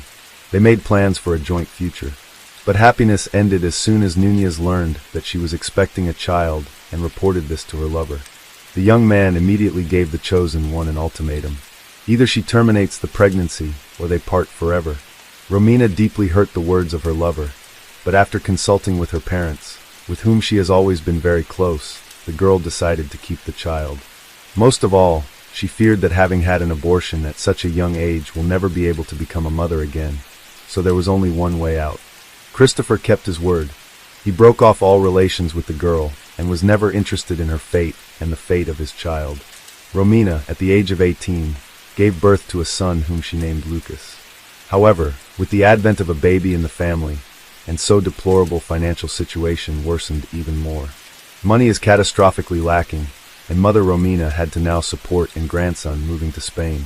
Romina, depressed by the situation, she wanted to somehow correct the situation and help her family. But find a decent job with good pay in Paraguay, she still could not manage. Then the girl called her maternal aunt, who lived in sunny Spain, and the relative invited her niece to her place, assuring her that it would be easier for her too, and that there were more prospects in Europe than in Latin America. Not thinking long, the girl packed only the most necessary things, and having earned an airplane ticket to Spain, went on the road. She left her 2-year-old son in the care of her mother and sister for a while, deciding that she would pick him up as soon as she found a new place to live and a stable job. In the late summer of 2010, Romina flew to Madrid and from there traveled to its suburbs, the provincial town of Alcobendas, where she settled in the house of her aunt. Romina immediately actively began to look for work, and she smiled at her luck. Attractive and sociable beauty got a job as an administrator in a hotel, where she received a decent salary. Part of the money she sent home, and for the rest rented a separate apartment, so as not to embarrass hospitable relatives. Soon Núñez met a man named Javier, with whom she had a stormy romance. The favorite a few years ago, just like her, emigrated to Europe in search of happiness and a better life. He was a native of the Republic of El Salvador, worked in construction, and seemed to be a serious man. However, when the girl became pregnant, the situation repeated itself. Javier was not ready for the appearance of children, but nevertheless, the couple tried to live together for a while. Unfortunately, soon after the birth of their common son, they finally broke up. The girl was again in a difficult situation because she was in a foreign country with an infant in her arms and simply did not know how to be further. For a while she returned to her aunt's house, where she was accepted and helped in every way possible. When the boy was only about 6 months old, the young mother went back to work because she could not work. But a few months later, a new shock awaited the girl. For a long time, she ignored the poor health and weakness, writing it off to stress and fatigue. However, when Romina still went to the doctor, she was diagnosed with cancer. The young woman underwent several courses of chemotherapy, lost her hair, lost a lot of weight, but overcame the insidious disease. After treatment, the girl quickly recovered, she continued to work and hid the lack of hair with the help of wigs. Romina believed that the hard trials, which she managed to steadfastly overcome, will certainly be followed by a period of happiness. She saved money and planned to take not only her eldest son, but also her mother and sister to Spain. New lover in the summer of 2017. At an event where Núñez went in the company of friends, she accidentally met a man named Raúl Díaz-Chicón. He was good-looking, able to impress others, had a serious job, and was financially secure. He liked the smiling beauty, and he became interested in her, asking mutual acquaintances. Romina also liked this statuesque beauty, and when he soon asked her out on a date, she gladly agreed. Raúl was almost 15 years older than Romina, and he worked as a process engineer for a large energy company. He had a couple of failed marriages under his belt, and had 2 teenage daughters from previous relationships. But the girl was not intimidated by the age difference at all. As for her personal life, she had a similar situation, with the only difference being that she was raising sons from 2 failed previous affairs. It only took one date for the couple to realize that they were in love, and they didn't want it with each other anymore. Romina, overwhelmed by her new feelings, literally fluttered around, telling her friends how happy she was. Her new lover gave her small gifts and pleasant surprises almost every day. He arranged romantic dates, sent flowers with touching cards, and said compliments. Romina believed that she had finally met her true love and found a man who would accept her and her sons. However, soon the girl began to reach very unpleasant rumors about her chosen one. In particular, it was said that he was rude and even cruel with his previous spouses, and because of this, in fact, broke up both his marriages. But Núñez did not want to believe it, although she drew attention to the fact that Raúl did not maintain any relations not only with his former wives, but also with his daughters. However, a significant difference in age and the presence of heirs from previous relationships on both sides did not become an obstacle for the lovers. Just 6 months after meeting, they decided to live together and settled in a luxurious villa on the island of Lanzarote, part of the Canary Islands. This place seemed to the girl a real paradise, but her happiness lasted only a short time, from a dream man to a domestic tyrant. First-time lovers lived in threes, along with Romina's youngest son. Raúl tried to treat the child well, and the girl even thought that he would be an ideal father for her boys. She herself, Raúl, promised a long and happy life together, in which she would not need anything, and he would fully provide for her and the children. The girl in love believed the words of the chosen one, and when he offered her to become his lawful wedded wife, without hesitation agreed. But only Raúl insisted that they need time for 2, so that they could be alone and enjoy each other's company in full after the wedding. In fact, he not only did not want to take Romina's eldest child from Paraguay, but also dreamed of getting rid of her youngest son. However, the young mother believed her lover and did not listen to what her friends told her, who noted the strange behavior of the man. In June 2018, Chacón bought for the bride and her child tickets to Paraguay, and 1 return ticket just for Romina. When the girl flew home and told her mother and sister about her chosen one, the women were somewhat confused by Raúl's behavior. They doubted the sincerity of his intentions and assumed that he just wanted to get rid of someone else's child in his house. But the girl was offended by such talk, and she even had a little quarrel with her loved ones. A few days later, she flew back to Spain, promising that in the fall she would fly back for the boys. When Romina returned, a warm welcome awaited her, and for 2 months, she was perfectly happy alone with Raúl. However, in August, just a few days before the wedding, a man brutally beat Romina. This incident was a real shock to her, but the groom literally on his knees begged her forgiveness, promised that such a thing will never happen again, and she believed him. Núñez did not file a police report on her lover, and did not tell anyone about what happened. And on August 10th, making up bruises on her face, she went to the wedding with the man who would soon take her life in cold blood. One last trip home 2 weeks after the wedding, the girl flew back home to Paraguay, not to pick up her sons as she had planned earlier, but just to see her family. Her mother and sister were quite puzzled by the changes that had happened to her in the short time they had not seen each other. Romina looked upset and even lost. She had a noticeable limp, and there were bruises on her neck, which she tried to hide with a scarf. To all questions, Romina either kept silent or claimed that she had accidentally injured herself. Romina spent almost a month at home, which also surprised her relatives as she had just gotten married. However, the newly married wife said that her spouse himself suggested that she visit the children because she had not seen them for a long time and missed them very much. Then Miriam even praised her son-in-law for his generosity. But still the woman did not understand what was going on and why her daughter looked so unhappy. In mid-September, Romina, secretly from her mother, borrowed money from relatives for a return ticket to Spain because her husband simply refused to pay for her return. This should have been a clear signal that flying back was not worth it, but Nunez still hoped that everything would work out and the marriage would be happy. On September 17th at the airport, her mother, sister, and sons saw her for the last time. The mysterious disappearance of a mother of 2 children. Since returning to her husband, Romina's life every day more and more resembled a terrible dream. Raul, as it turned out, used illegal substances, and now he stopped hiding his addiction from his chosen one. Being under the influence of illegal substances, he turned into a real beast and literally tortured his wife. But every time she tried to leave him, the man promised to stop and swore that this would not happen again. Usually after the beatings and threats, there was a temporary lull when the husband became loving and caring again, gave gifts, and arranged romantic dates. But such periods became shorter and shorter, and scandals with manhandling occurred more and more often. Shortly before the Romina confessed to her best friend that she is afraid of her husband and believes that one day he may kill her. On December 29th, Raul again beat his wife, so much so that she was forced to seek medical help. The hospital suspected something wrong and wanted to call the police to record the fact of beating, but at that moment her husband appeared in the department and said that Romina had fallen herself, and there was no need to involve law enforcers. The girl only confirmed his words and, refusing hospitalization, went home. On January 1st, 2019, Miriam, Romina's mother, tried to call her daughter several times, but she did not pick up the phone. Then the woman dialed her spouse's number to find out what was wrong, but there was no answer either. After several days of silence, the mother-in-law sent Raul a message in which she wrote that she was going to go to the police. This time the son-in-law reacted instantly and called back, saying that he and Romina quarreled on December 31st, after which she packed her things and left him. The man assured that everything is fine, soon the wife will cool down and return, because before, according to him, this has already happened. But Romina's mother was not convinced by the words of her son-in-law. She felt that something had happened to her daughter and insisted that Raul went to the police.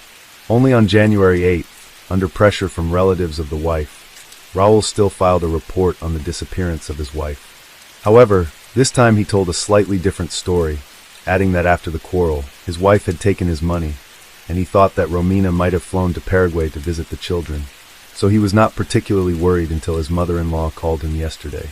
What is Raul hiding?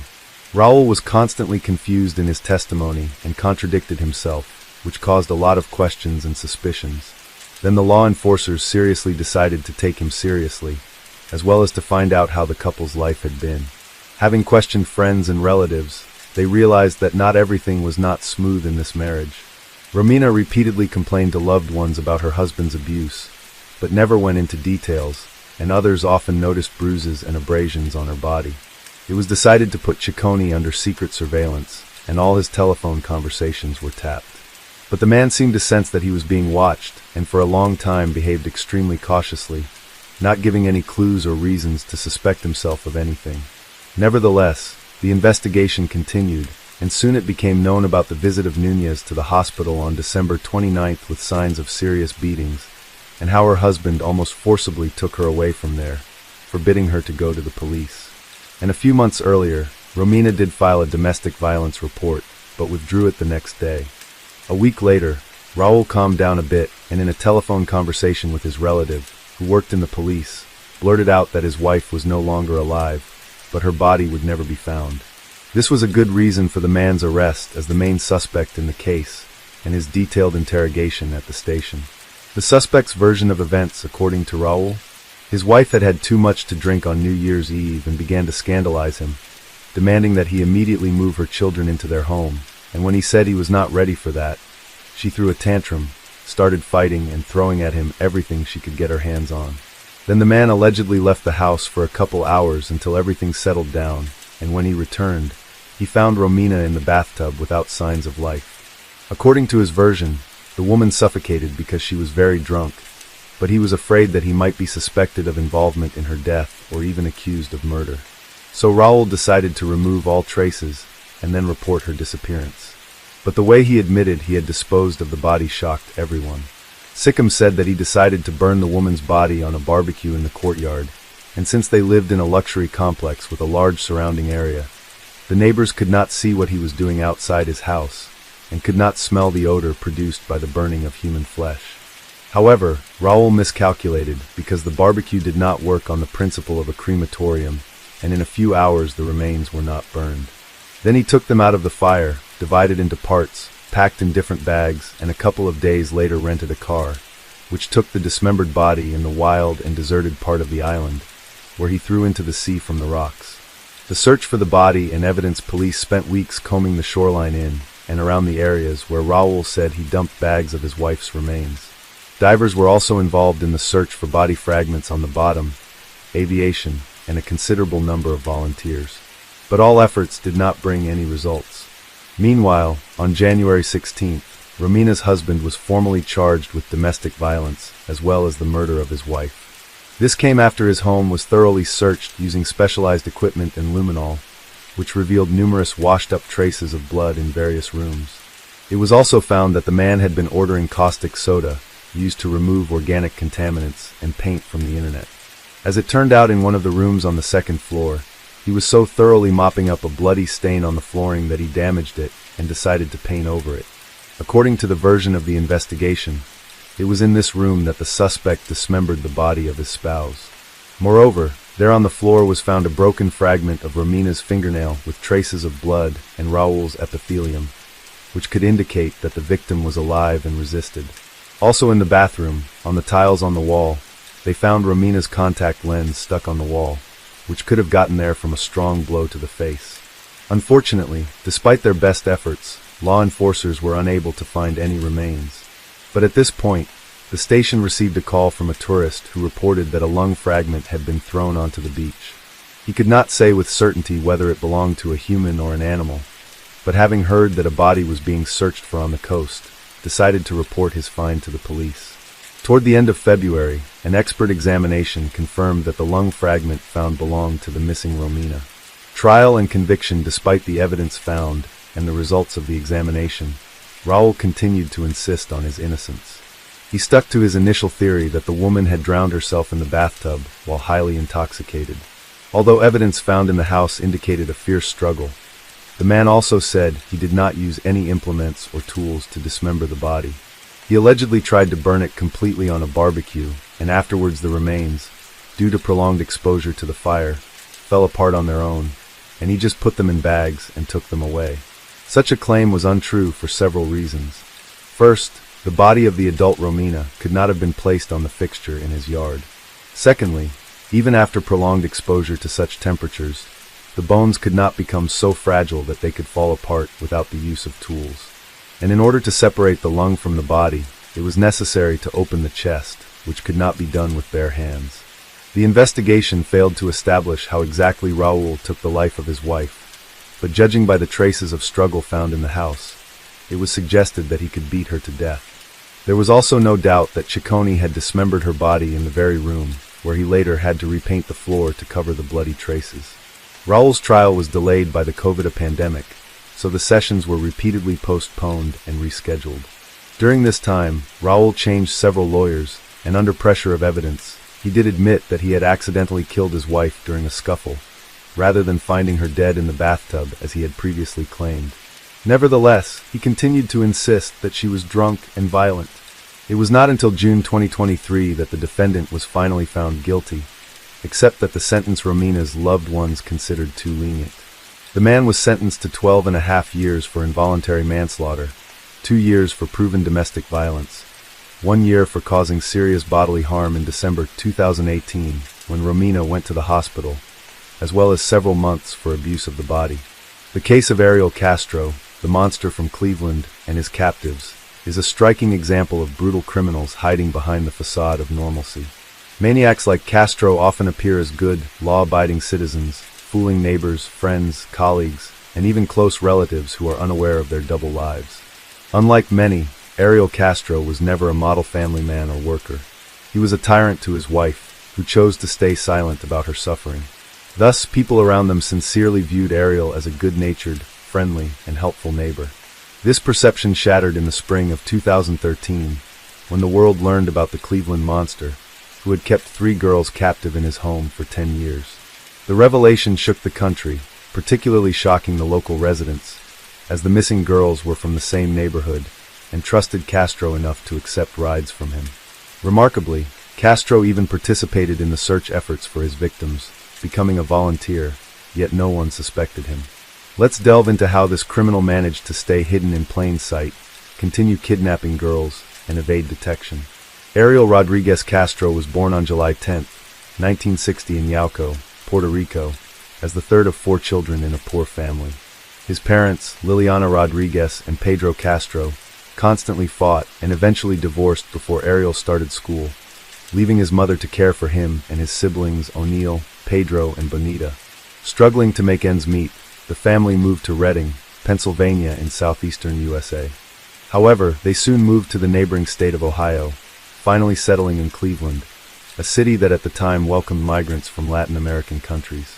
Pedro Castro also moved to Cleveland with his new wife and their joint children, settling nearby so the children from his first marriage could freely communicate with their father, which Liliana never forbade. Although their father willingly contacted his older children, he never helped them financially. Liliana later remarried, giving Ariel 4 more siblings. Ariel attended Lincoln West High School in Cleveland, graduating in 1978. He studied music and regularly attended church with his family, presenting as a model Christian, but was a domestic tyrant. In his teens, Ariel met a girl named Grimilda Figueroa, whose family lived across the street. They attended the same school, quickly became friends, and later developed a romantic relationship. For a long time, they lived with their parents because they couldn't afford their own place. In the early 1990s, after saving enough money, the couple moved into a house on Seymour Avenue in southwest Cleveland. This 2-story building, erected in 1890 and later reconstructed, had 4 bedrooms, a dining room, 1 bathroom, and a large, unfinished basement. According to Grimilda's sister, Alida Caballo, Grimilda complained that her life became a nightmare after moving into the new house. Ariel regularly abused her, both physically and emotionally. Grimilda believed things would improve after marriage and children, but the abuse worsened. She hid bruises and abrasions under her clothes, blaming visible injuries on clumsiness. In 1993, Ariel beat Grimilda so severely that she needed medical attention. Grimilda suffered fractured ribs, a broken nose, and broken arms after being pushed down the stairs by her husband. Despite her severe injuries, she refused to file a police report, and the incident was hushed up. After receiving medical attention, she returned to her abusive husband. Ariel remained quiet for a while, fearing police attention, but soon realized he could get away with it and continued to beat his wife. In the mid-1990s, he inflicted a head injury that caused a blood clot and an inoperable tumor. Ariel was arrested but released a day later, as Grimilda did not press charges and even requested his release. By the late 1990s, Grimilda, tired of the abuse, filed for divorce, secured custody of their 4 children, Arlene, Antonio, Angie, and Amelia, and moved out. Her nightmare continued as her ex-husband pursued, blackmailed, and threatened her. Grimilda sought a restraining order, which was issued 3 times but revoked each time. She passed away in late April 2012 from complications related to the brain tumor. By then, her children were grown and independent, but maintained a warm relationship with their father. In the early 2000s, Ariel lived alone on Seymour Avenue, worked as a school bus driver, played guitar at city festivals, and was known as a good-natured, hospitable neighbor. Nevertheless, there were oddities in Castro's behavior that went unnoticed. For instance, he was prosecuted several times for traffic violations, including speeding and making dangerous U-turns while driving a school bus. These infractions led to fines and a suspension, culminating in his firing in early 2013 after a maneuver endangered his passengers. Ariel frequently changed musical groups due to tardiness and disrupting rehearsals and concerts. After separating from his wife, he never invited anyone inside his house, though he regularly hosted backyard barbecues. His strangeness did not raise concern. He was seen as eccentric but harmless. No one could have guessed the danger behind his friendly facade. His first victim was Michelle Knight. On August 23, 2002, Ariel decided to kidnap and imprison her. Michelle, born on April 23, 1981 in Cleveland, had a troubled youth, often ran away from home, and had a police record. She became a mother early, but lost custody of her son, who was in a shelter. On that fateful day, she was on her way to court to regain custody of her 2-year-old. Ariel, whom she knew as her neighbor and a school bus driver, offered her a ride. He mentioned having puppies at home and invited her to help find them homes, trusting him. Michelle agreed, but upon entering his house, the kind man turned into a monster. He severely beat and assaulted her, then chained her in the basement. For days he starved her, deprived her of water, and repeatedly abused her. She was unable to move and begged for her release, promising silence. When Michelle's reported her missing, the police did not prioritize her case.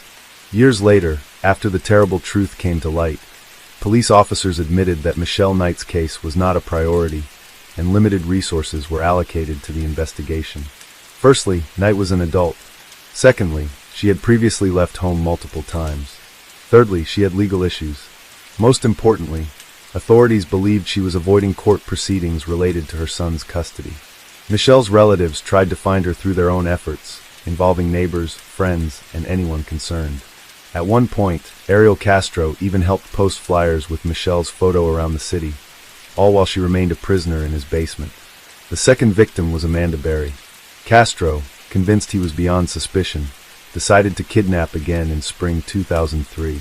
Amanda, born on April 22, 1986, was about to celebrate her 17th birthday, but mysteriously disappeared on April 21, 2003. She was working as a waitress and called home after her shift, promising to be there soon. However, Amanda never arrived, and neither did she appear in the following days, months, or years. As Amanda left the restaurant and headed for the bus stop, Ariel drove up with a seemingly harmless offer of a ride home. Since she had been in the same class as his son for several years, she trusted him and accepted. On the way, he deceived her into entering his house, where he brutally beat her and dragged her to the basement, where Michelle had been held captive for months.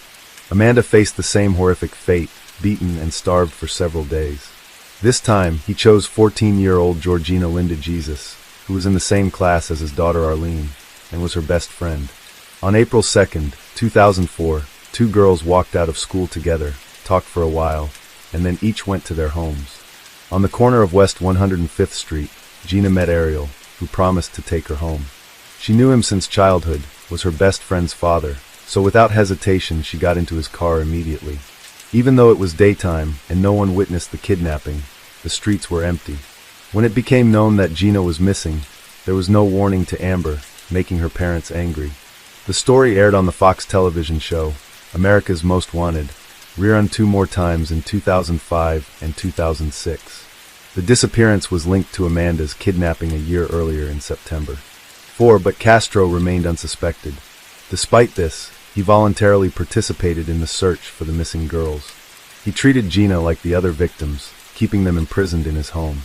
Although a passerby saw a middle-aged Hispanic man, and a sketch resembling Castro was drawn, he was never a suspect. For over 10 years, he regularly beat, abused, and starved his victims to mentally break them down, punishing any disobedience or escape attempts to prevent thoughts of death. Running away. Michelle, the first and oldest victim, suffered the most, undergoing public beatings to intimidate others. Finally, he moved them from the dark basement to a second-floor room with a view of the backyard. Knight recalls that she became pregnant by her abuser at least 5 times during her incarceration. However, each time it became obvious Ariel terminated the pregnancy in the most brutal way. He starved the girl and kicked her in the stomach until she miscarried. After one of these tortures, she almost died due to severe bleeding. But even then, the kidnapper remained indifferent and did not allow calling an ambulance. The girls were allowed to take a shower no more than once a week, and that as a reward for good behavior. Instead of a toilet, they had a garden bucket, which Castro very rarely and reluctantly took out. The criminal fed the captives no more than once a day, but continued to beat and use them regularly. One day he gave the girls a puppy, but a week later, he brutally killed the dog in front of them as punishment for Michelle's disobedience. Gina, during the years of confinement, has never been pregnant. But Amanda in 2006 realized that she was expecting a child, and with horror, imagined how Ariel would beat her to provoke a miscarriage. This time, however, the man was even happy about it, allowed her to carry the baby, and he bought himself an inflatable pool specifically for childbirth. In December 2006, Amanda gave birth to a daughter who was named Jocelyn. The child was born weak, but still survived.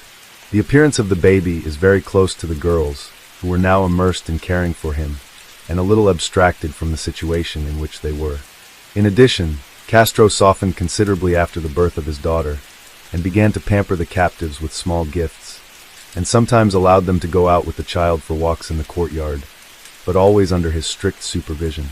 As Jocelyn grew older, Ariel even sometimes took her to visit her mother, to whom he told her that she was his daughter born out of wedlock. The girl developed appropriately for her age. She articulated herself adeptly, a skill instilled by her mother's tutelage in literacy and numeracy. Outwardly, the child bore the hallmarks of robust health, appearing well-nourished and impeccably groomed. Despite enduring years of captivity, under the unyielding control of their tormentor, the girls clung steadfastly to the flickering flame of hope for freedom. Infrequent attempts at escape were made, though each endeavor exacted a heavy toll upon them. Cruyff and Ariel, confident in their ability to preempt their every move, faltered fatally on May 6, 2013. Amanda seized the fleeting chance when an unlocked door beckoned, frantically alerting a passing neighbor by pounding and shrieking at a window. Though initially perplexed, the neighbor's intuition was roused, prompting swift action and summoning law enforcement to the scene. Amanda divulged her identity and unmasked the presence of two other captives, Michelle and Gina. After enduring a decade of captivity, all three were emancipated and promptly hospitalized. While Amanda and Gina exhibited no discernible health concerns, Michelle bore the heavy burden of severe physical and trauma.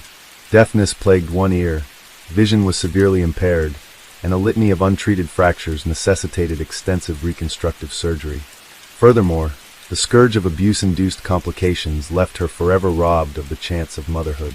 Suspicions of complicity led to the detention of his siblings, O'Neill and Pedro, both frequent visitors to his domain.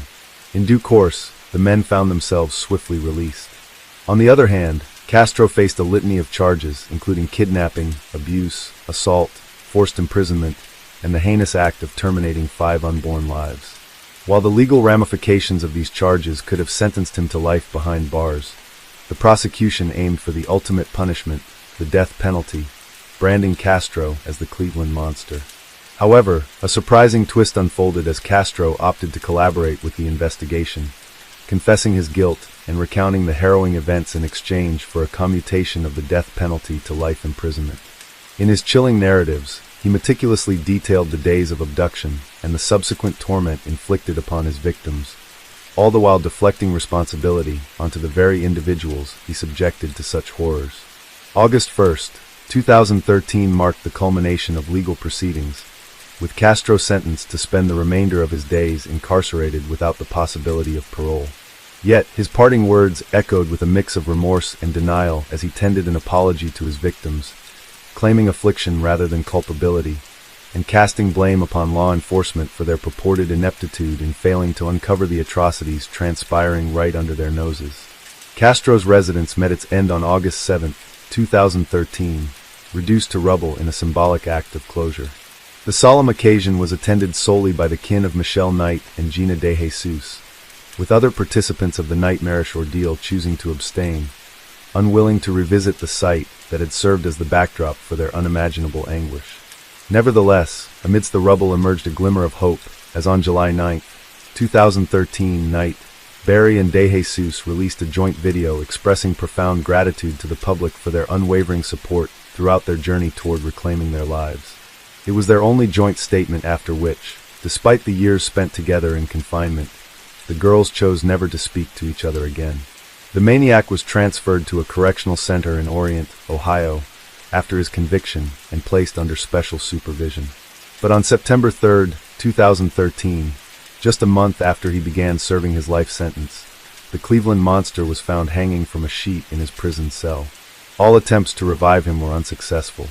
He was 53 years old at the time of his death. Michelle Knight, after her release, preferred to change her name and place of residence.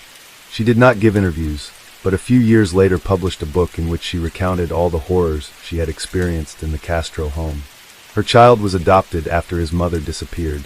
The woman later tracked down his adoptive parents, but it is not known whether she was able to establish contact with her now adult son. Barry and DeJesus received diplomas from John Marshall High School in 2015 because they never had time to graduate. Gina later volunteered on the Amber Alert Committee, and Barry joined Fox affiliate WJW in Cleveland in 2017, where she hosts a missing persons column. Castro family members disowned Ariel, condemned his actions, and apologized to his victims and their families. The perpetrator's eldest daughter, Amelia, is now serving a 25-year prison sentence for assault and attempting to take a man's life. His youngest daughter, Arlene, apologized to former best friend Gina for the way her father treated her. Castro's son, Antonio, said he had been to his father's house and saw that some rooms were locked and inaccessible, but his parent explained it was because he was saving money on heating. In 2018, Michelle published a book titled Life After Darkness, Finding Healing and Happiness After the Cleveland Kidnappings. DeJesus also wrote a book of memoirs titled Hope, a memoir of survival in Cleveland. There have also been numerous documentary projects and 2 feature films about those horrific events, Prisoners of Cleveland, which was released in 2015, and Kidnapped in Cleveland, which was released in 2021. Ariel Castro's case is one most horrifying cases in American criminal history. Castro was convicted of kidnapping, holding and sexually abusing 3 women for more than a decade in his home. Castro kidnapped Amanda Berry, Gina DeJesus, and Michelle Knight at his home in the Tremont section of Cleveland. He kept them in terrible conditions, imprisoned in small rooms, and subjected to physical and mental torture. Finally, Berry managed to escape captivity by banging on the door and calling for help. She and the baby girl she gave birth to in captivity were rescued, along with DeJesus and Knight. When the police arrived, they discovered the brutal tragedy that Castro had caused. Castro was later arrested and convicted of a series of crimes, including rape, illegal arrest, and unresolved murder. He received a sentence of life in prison plus 1,000 years. However, he committed suicide in prison in September 2013, just 2 months after his arrest. This case caused a stir and sparked special interest in the issue of domestic violence and human rights protection. Hello friends, today we're going to take a look at another horrible case with you, the case of Luz Maria Lopez. Luz Maria Lopez was born on March 17, 1995, in the small town of San Cristobal, Verapaz. Her family was simple and modest. Her parents were Amarils and Brian Lopez. Luz Maria was the youngest of 2 children. She grew up with her older brother, Omar. As an infant, she faced a life-threatening intestinal obstruction. To save her, doctors performed a complex operation without guarantees of success. Her mother prayed fervently for her recovery and firmly believed that her daughter would pull through, and she did. The surgery at such an early age did not impact Luz Maria's development. Throughout her school years, Luz Maria actively engaged in sports, especially gymnastics and athletics. She also had a passion for classical choreography. Her creative nature made it easy for her to communicate and connect with different people, quickly forming friendships. Academically inclined towards the humanities, she excelled in her studies. After finishing school, Luz Maria contemplated higher education and opted for a prestigious state university. She decided to law degree and later specialized in criminalistics due to her genuine interest in this field. A significant moment occurred during her student years when Luz Maria and her mother visited a car dealership in Coban, the capital of Alta Verapaz. It was Omar's 25th birthday that year, and they wanted to gift him something special, a motorcycle he had always dreamed of. At the showroom, a polite and attentive young consultant named Jorge welcomed them. He showed them various models and provided recommendations. Mother and daughter chose a model, but wanted to consult with the head of the family before finalizing their decision. They left with a business card from the dealership and Luz Maria's phone number for future reference. Soon after, Jorge called Luz Maria, not about the motorcycle, but on a more personal note. Over time, these calls became frequent until Jorge mustered the courage to ask her out for coffee. It was clear that he had a strong attraction to the beautiful, sultry brunette, but he was unsure how to initiate their acquaintance. Luz Maria also found this handsome young man appealing. When he proposed they meet, she agreed readily. Although the young man was a year younger than her, this slight difference didn't hinder their growing connection. Their romantic relationship blossomed almost immediately. Both felt it was love at first sight and believed in a future filled with happiness together. After only a few months, the couple chose to live together despite their parents' disapproval of such haste. Soon after, they were married. Approximately 6 months later, they held a wedding ceremony, inviting only their closest friends and family to celebrate with them. However, issues arose on the day of the wedding. The banquet venue encountered a problem which almost disrupted the entire event. The couple had to pay a significant additional amount to ensure the celebration proceeded as planned. Little is known about Jorge, Luz Maria's chosen partner. Born in 1996 in Santa Catalina Latina in central Guatemala, Jorge was the eldest of 2 sons and grew up with his brother Pablo. Their family often faced financial hardships, balancing on the edge of poverty. Thus, there wasn't enough money for luxurious clothes or expensive toys. It barely covered necessities. Despite these challenges, Jorge lacked aspirations for a life and didn't focus on studying or securing a decent job. People who knew Jorge personally described him as withdrawn, and sometimes even aggressive due to his trouble controlling emotions. Consequently, he didn't have many friends and struggled with relationships. Nonetheless, meeting his dream girl sparked determination within him. He worked hard to win her love and hurried to marry her out of fear she might change her mind. It's worth mentioning that Luz Maria's parents were skeptical about their son-in-law right from the beginning. Overall, despite some initial challenges and doubts from others around them, their connection remained strong and unwavering. Something about this young man didn't sit right with them.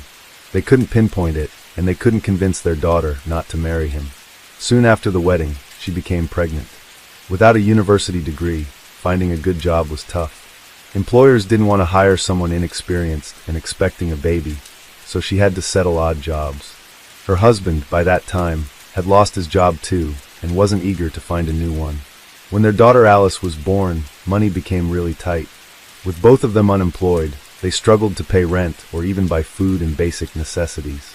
Then Jorge suggested moving in with his parents temporarily. Luz Maria Lopez resisted for a long while but eventually agreed. They couldn't stay on the streets with a baby. Luz Maria Lopez's mother was aware of her daughter's family issues and often urged her to come back home. But Luz Maria Lopez kept saying things would get better with her husband, and there was no need to worry. One day, the mother decided to visit her daughter and granddaughter at her son-in-law's parents' house and found a distressing scene. Luz Maria Lopez was in terrible shape, eating just once a day, and that too very little. However, Jorge's family didn't see the need to provide for their unemployed daughter-in-law. It's terrible. Luz Maria Lopez was breastfeeding Alice, so lack of proper nutrition threatened both their healths. But inadequate meals were only part of the myriad problems she faced in her mother-in-law's home, as she later discovered. She was constantly humiliated and even beaten by her husband's younger brother. He was irritated by the crying of the child and the presence of items in the house. His frustration him to repeatedly throw these items at Maria. On one occasion, he launched a baby bottle that struck little Alice, who was in her mother's arms. Jorge witnessed all of this, but never once stood up for his wife and daughter, acting as if they were strangers to him. Maria's mother persuaded her to take her granddaughter and return to the parents' house. Soon after, Jorge appeared at their doorstep, asking his wife to come back, promising he would find employment. She agreed, but only on the condition that they would rent an apartment and live separately from Jorge's parents. When Maria successfully defended her diploma, she fulfilled a long-time dream by securing a job with the city prosecutor's office. A smart, talented, and responsible young woman, she quickly earned the respect of her colleagues and began moving up the career ladder. Over time, the family's financial situation improved considerably. They could even afford to buy a car for 2. However, this improvement was solely due to Maria's diligent work and reputation. Jorge was still searching for himself and preferred living at his wife's expense. He was jealous, lazy, and a domestic type with an explosive temper, which worsened over time. Jorge did not want to work, taking only temporary part-time jobs, if at all. He preferred sitting at home in front of the TV, drinking beer with friends, and spending what his wife earned. Moreover, Jorge was pathologically jealous and tried to control every move of his beloved. He did not permit her to make friends or have lunch with colleagues or just be somewhere without him. Constantly checking her phone records and reading messages became routine for him. He also forbade her from registering accounts on social networks. At home, when left alone with Maria, Jorge's behavior did not improve in any way. He often created scandals in seemingly calm places, constantly clarified his relationships, and blamed his wife for any problems or family troubles. When they lived at his parents' house, Jorge never stood up for his wife. He just watched as she was humiliated, insulted, and occasionally even beaten by his relatives. Jorge himself also sometimes resorted to violence and didn't see anything wrong with it. He treated Luz Maria as if she were his property, believing she would endure everything and wouldn't leave him. Neighbors frequently heard screams from their home and saw signs of beatings on the young woman's face and body. Luz Maria repeatedly tried to leave her husband and considered filing for divorce. Several times she took her daughter and moved out to live with her parents. However, each time her husband would go there, literally begging on his knees for forgiveness. Remarkably, each time Luz Maria forgave him and gave him another chance despite her parents urging her to come to her senses and leave the abusive man. On December 15, 2020, after another violent altercation with Jorge, Luz Maria took their 3-year-old daughter Alice, got into the car in tears, and went to her mother's house. The following day, Jorge arrived there. His intentions were unclear, whether he wanted his or simply the car. He claimed he had found a job and assured everyone that their lives would change. Additionally, he promised never to raise a hand against his wife again. Surprisingly, Luz Maria believed him yet again and returned with him to their rented apartment. In mid-January 2021, Luz Maria called her mother to complain that not only did Jorge fail to secure a job as promised, but had also stolen the money she earned, effectively leaving the family destitute. Her mother felt sorry for her daughter and offered financial help so they could get by until the next salary was received. The women agreed to meet on the morning of January 19th, but Luz Maria did not arrive at the designated time. She decided to visit her workplace the next day. Upon arrival, she discovered that Luz Maria Lopez hadn't shown up for 2 days, and no one had been able to contact her. At the same time, Jorge, also searching for his wife, appeared at the prosecutor's office. He mentioned that they had argued again and thought Luz Maria Lopez had gone to her mother's house. He figured she wasn't answering because she was upset with him. The concerned mother immediately felt something was wrong and suspected her son-in-law might be lying. She went straight to the police to initiate a search for Luz Maria Lopez without delay. That same day, an alert system named Isabel Claudina, originally Alerta Isabel Claudina, was activated nationwide. This emergency system was triggered for young women reported missing. When the extensive search began, Luz Maria Lopez's husband was quickly identified as the prime suspect, though it would actually be more accurate to say he was the only suspect. Luz Maria Lopez had no known enemies or reason someone would kidnap her, and Jorge was the last person seen with her alive. Naturally, he denied any involvement in her disappearance, asserting that he himself was distraught over her absence and irritated by being labeled as the main suspect. Despite his denials, Jorge repeatedly contradicted himself during questioning and failed to provide a clear explanation as to why he hadn't informed the police on the actual day of his wife's disappearance. He claimed he believed she was at his mother-in-law's home, but didn't call or visit there. While law enforcement searched for witnesses and combed through areas for any clues, a breakthrough came on January 22nd. Municipal workers accidentally discovered Luz Maria Lopez's body while responding to a call about a clogged storm drain near a road. Upon lifting the grate to access the drain, they found an unusual large plastic bag containing something black inside. Upon closer inspection, the observers were horrified to discover charred human remains. They promptly reported this gruesome finding to the authorities. Upon arrival, the police officers speculated that the body might belong to Luz Maria Lopez, who was widely looking for after nationwide. Forensic experts later verified that the remains were indeed those of a young woman. Her parents and brother, despite the severe disfigurement caused by the fire, confirmed her identity with certainty. What's coincident is that the package containing her remains was found on the same street as the prosecutor's office where she had worked. This location lacked surveillance cameras and lighting. Despite how badly burned the body was, pathologists determined that she had been severely beaten before death. The cause of death was asphyxia, indicated by internal hemorrhages, multiple fractures sustained while she was still alive, and particles of dried blood in her nose and mouth. Additionally, there were deep marks on her neck, pointing to strangulation. At the time of discovery, no new suspects had emerged in the investigation. The victim's parents firmly believed that their son-in-law had brutally murdered their daughter. Consequently, Jorge was taken into custody while authorities examined his motive for committing such a heinous act. In addition to the investigation, psychologists and criminal analysts needed to scrutinize the marriage and family dynamics closely.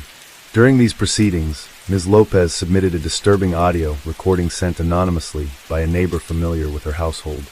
This person had frequently witnessed domestic disputes between Luz Maria and her husband, but decided to record one such incident without realizing it would culminate in murder.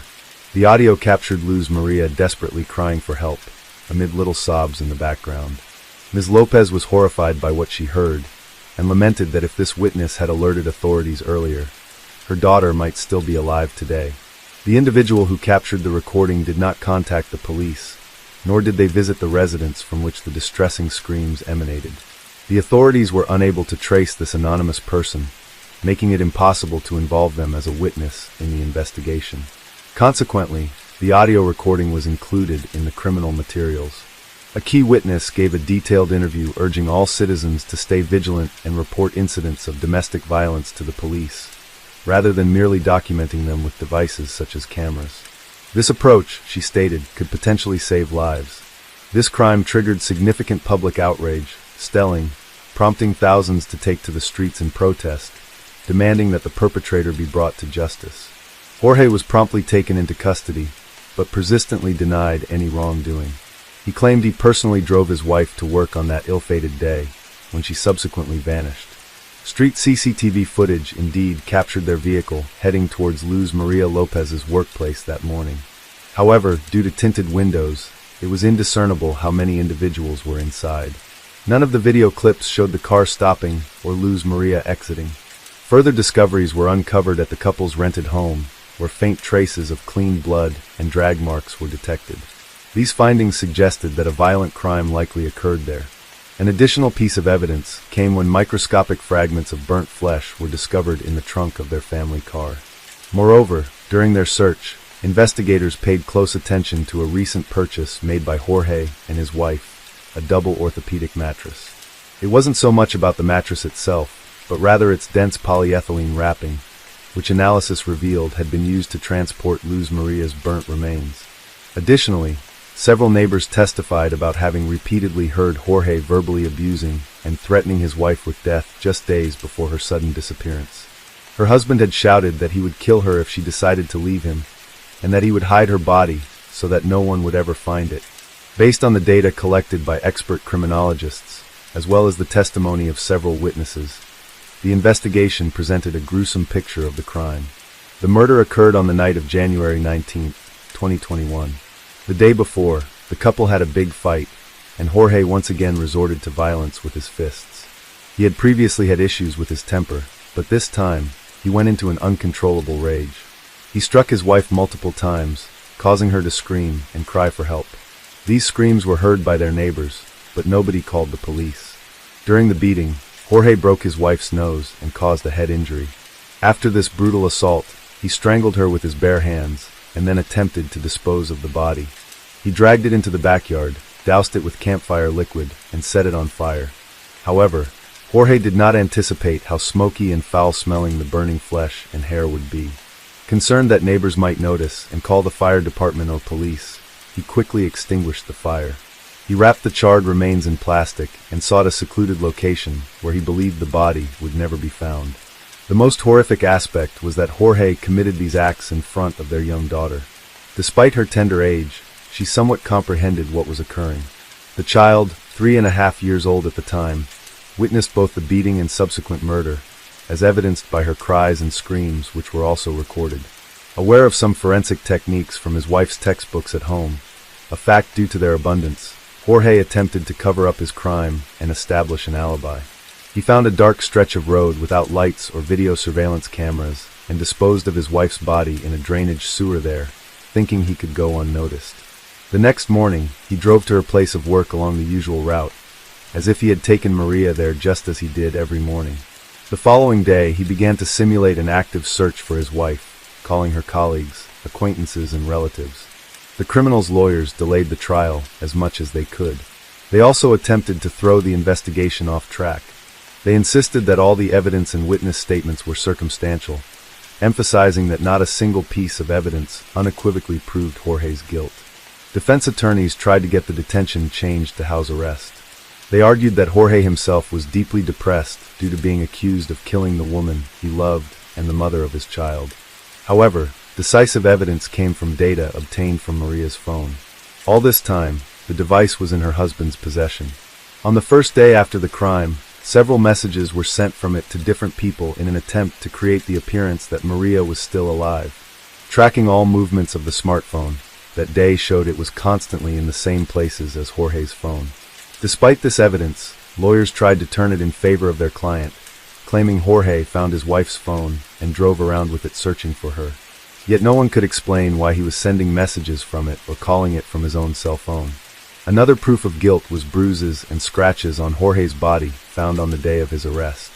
These marks were photographed by experts and indicated that Maria clearly resisted. The most vivid was a scratch on his neck.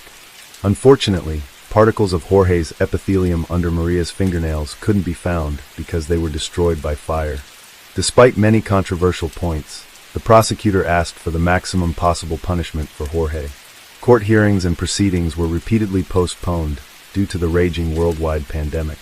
But in October 2022, Jorge was finally found guilty of his wife's murder and sentenced to 50 years in prison. Although he maintained his innocence throughout, custody of little Alice was given to her maternal grandparents, who admitted their granddaughter now holds the main meaning in their lives. Hello friends, welcome to our channel. Today we're going to take a look at another horrible case with you. The case of Danilo Cavalcante. On July 3, 1989, a child was born in the municipality of Esto in the state of Maranhão, Brazil. The boy was given the common Portuguese name Danilo. This child experienced a tough upbringing. He wasn't spoon-fed or comforted with bedtime stories. No one took him by the hand to school when he reached school age. Instead, like many children in his impoverished neighborhood, he grew up on the streets. The environment for adults and children in Brazil's favelas is marked by oppressive poverty, low living standards, and high unemployment. All these factors contribute to a thriving street crime culture. When growing up in such conditions, amid dirt, poverty, and lack of basic human necessities, one's instincts for self-preservation kick in. People survive as best they can or choose to. Unfortunately, most often someone who has known only violence from childhood may take the same violent path, since they know no other way. Our story today delves into horrific brutality and relentless obsession that can destroy lives. Such events unfolded recently. In 2019, Sarah Brando eagerly awaited the arrival of her younger sister Deborah and her two nephews, Ian and Yasmin, at the airport. After a failed relationship with her children's father, Deborah, who was 30 at the time, driven by a genuine desire to provide a better life for her children, moved from Brazil to Pennsylvania to live with her sister. The family quickly adapted to their new environment, enjoying their cozy home and improved living standards. Deborah Brando and her sister Sarah were inseparable. They worked together at a cleaning service and often stayed connected via phone calls throughout the day. Their lives were quiet and happy as they embraced their newfound circumstances in another country. However, an unexpected acquaintance altered their destinies forever. In 2020, while spending a day off with her children at a park, Deborah met Danilo Cavalcante, a compatriot who was 31 years old at that time. A trusting relationship swiftly developed between them. Danilo was attentive and kind to both Deborah and her children. Deborah fell in love with her Brazilian neighbor Danilo Cavalcante and believed she had found a dependable partner. After several months into their relationship, they rented a small house together and began living as one cohesive family unit. After some time, Danilo, whose temperament was often hot and emotional, began to lose interest in the apparent perfection of their family life. As he grew closer to Deborah, his jealousy and obsession intensified. Mistrust, without basis, gradually transformed into a need for total control over the relationship. Frequent conflicts erupted between the couple, often culminating in violence. Danilo would drink heavily every night and return home as a completely different person, almost like an angered animal. He demanded complete submission and obedience from Deborah, punishing her severely in front of their children when she resisted. Despite her strength and efforts to defend herself and protect her children, the situation became untenable for Deborah. Unable to endure such treatment any longer, she moved back to her sister's home. After numerous threats from Danilo, Deborah sought protection by going to the police and subsequently obtaining an order of protection from the court that prohibited him from approaching her. Despite her attempts to distance herself from him, Danilo pursued her aggressively, often resorting to threats of violence if she even considered ending their relationship permanently. Fearing for her safety, Deborah decided to investigate Danilo's background. She reached out to acquaintances in Brazil through social media and unearthed startling information about his past life and his reasons for coming to the United States. To her shock, she discovered that Danilo was not who he had claimed to be. On November 5, 2017, in Brazil, Danilo had fatally wounded a 20-year-old student named Walter Jr. Moreira dos Reis by shooting him 5 times near a restaurant in Figueroa for something as trivial as a car repair debt. Investigation revealed that the two men were friends before this tragic incident occurred. Following the crime, Brazilian authorities issued an arrest warrant after granting the prosecutor's office's request for preventive detention. However, Danilo managed to leave Brazil through Brasilia International Airport due to procedural disagreements within the judicial system that delayed registering this decision in the National Warrant Registry. This discovery left Deborah stunned as she realized how much danger she was truly in by merely being associated with Danilo Cavalcante. It wasn't until 7 months after the crime that Cavalcante entered Puerto Rico illegally. In June 2018, on entering Puerto Rico, Cavalcante obtained a fake ID and eventually settled in Chester County, Pennsylvania, where his sister lived. Upon discovering Danilo's true identity, Deborah issued an ultimatum: leave her alone or she would reveal his identity. Unfortunately, this decision proved fatal. On the evening of April 18, 2021, Deborah was walking with her outside her house. The children were playing catch-up while Deborah chatted quietly with an elderly neighbor. When Danilo Cavalcante approached and pulled Deborah aside for a conversation, the neighbor looked on but did not intervene. The discussion initially appeared calm. However, at one moment, Cavalcante produced 2 knives and attacked her. Deborah fell to the ground as he stabbed her multiple times. Despite her children's pleas for him to stop hurting their mother, he continued in a frenzy, inflicting a total of 38 stab wounds. A neighbor witnessing this brutal act attempted to administer emergency aid and stop the bleeding while Deborah's daughter ran to get help and call emergency services. Deborah Brendo was rushed to a hospital but succumbed to her injuries. Meanwhile, Danilo Cavalcante fled Pennsylvania to evade capture and remained on the run for several hours until apprehended by Virginia State Police. He was extradited back to Pennsylvania and placed under arrest pending trial. On August 16, 2023, in Chester County, Danilo Cavalcante's trial for first-degree murder commenced. The investigation revealed that Cavalcante had refused to accept the end of their relationship and had been intimidating Deborah through regular domestic violence since 2020. During the trial, Deborah's sobbing child testified, recounting repeatedly the terrifying events of that day. It took the jury only 15 minutes to convict Cavalcante guilty. He was sentenced to life imprisonment without parole. Following the verdict announcement, Cavalcante was transferred to Chester County Jail in Pocopson, where he awaited transfer to a federal prison. On August 31, 2023, around 9 a.m., an inmate managed to escape from Chester County Jail. Utilizing a chimney, he scaled the wall between 2 narrow hallways and ascended through the chimney to the roof. Avoiding the barbed wire fences, he broke free. Surveillance footage captured him in the tight space between 2 walls in the exercise yard. He used his arms and legs to ascend upward, eventually running across the roof. From there, he climbed over the fence and pushed through the barbed wire to gain freedom. Prison officials were well aware of vulnerabilities identified after Eagle Bolter's escape and believed they addressed them adequately. Officials thought that adding barbed wire after a similar escape attempt by an inmate named Eagle Bolter just months earlier would prevent any jailbreaks. Acting Warden Howard Holland stated that according to court documents in May, inmate Eagle Bolter had climbed onto the roof of the jail and jumped to a less secure location, but was captured less than a mile from the prison within about 5 minutes. In response to this urgent matter, the prison was closed, initiating a massive search for Danilo Cavalcante, considered particularly dangerous. Alerts were issued everywhere. Danilo Cavalcante, age 33, with black hair and possibly armed and very dangerous. The escape of such a dangerous felon gained significant media attention. The search for this fugitive was broadcast daily across all media channels. The Pennsylvania State Police chief overseeing the search held regular press conferences and briefings, providing residents with precise information about this special operation. He urged residents not to stay on the sidelines, but to take an active role through vigilance and observation to help determine the perpetrator's route. And it worked. About a few hours after the escape, Danilo Cavalcante was spotted walking along a road about 2 miles of the prison. With the help of reports from local residents, Cavalcante was seen by camera in the early morning hours of September 2nd. Police set up a search perimeter around the area, securing roads and railroads that run through it to prevent Cavalcante's potential escape, and put up a $10,000 reward for any information leading to his capture. Authorities began searching within 2 miles of the jail in the heavily wooded area of Pocopson Township in Chester County. A local resident saw the fugitive in a creek bed just days after the escape, but he fled into the woods before police could find him. The search continued, and the perimeter expanded after he spent about a week on the run. A security camera captured Cavalcante at Longwood Gardens, a popular botanical garden nearly 3 miles from the jail, just south of where law enforcement initially searched for him. There's a lot of ravines, tall fields, high grass, a lot of cover for a guy who is 5 feet tall and 120 pounds.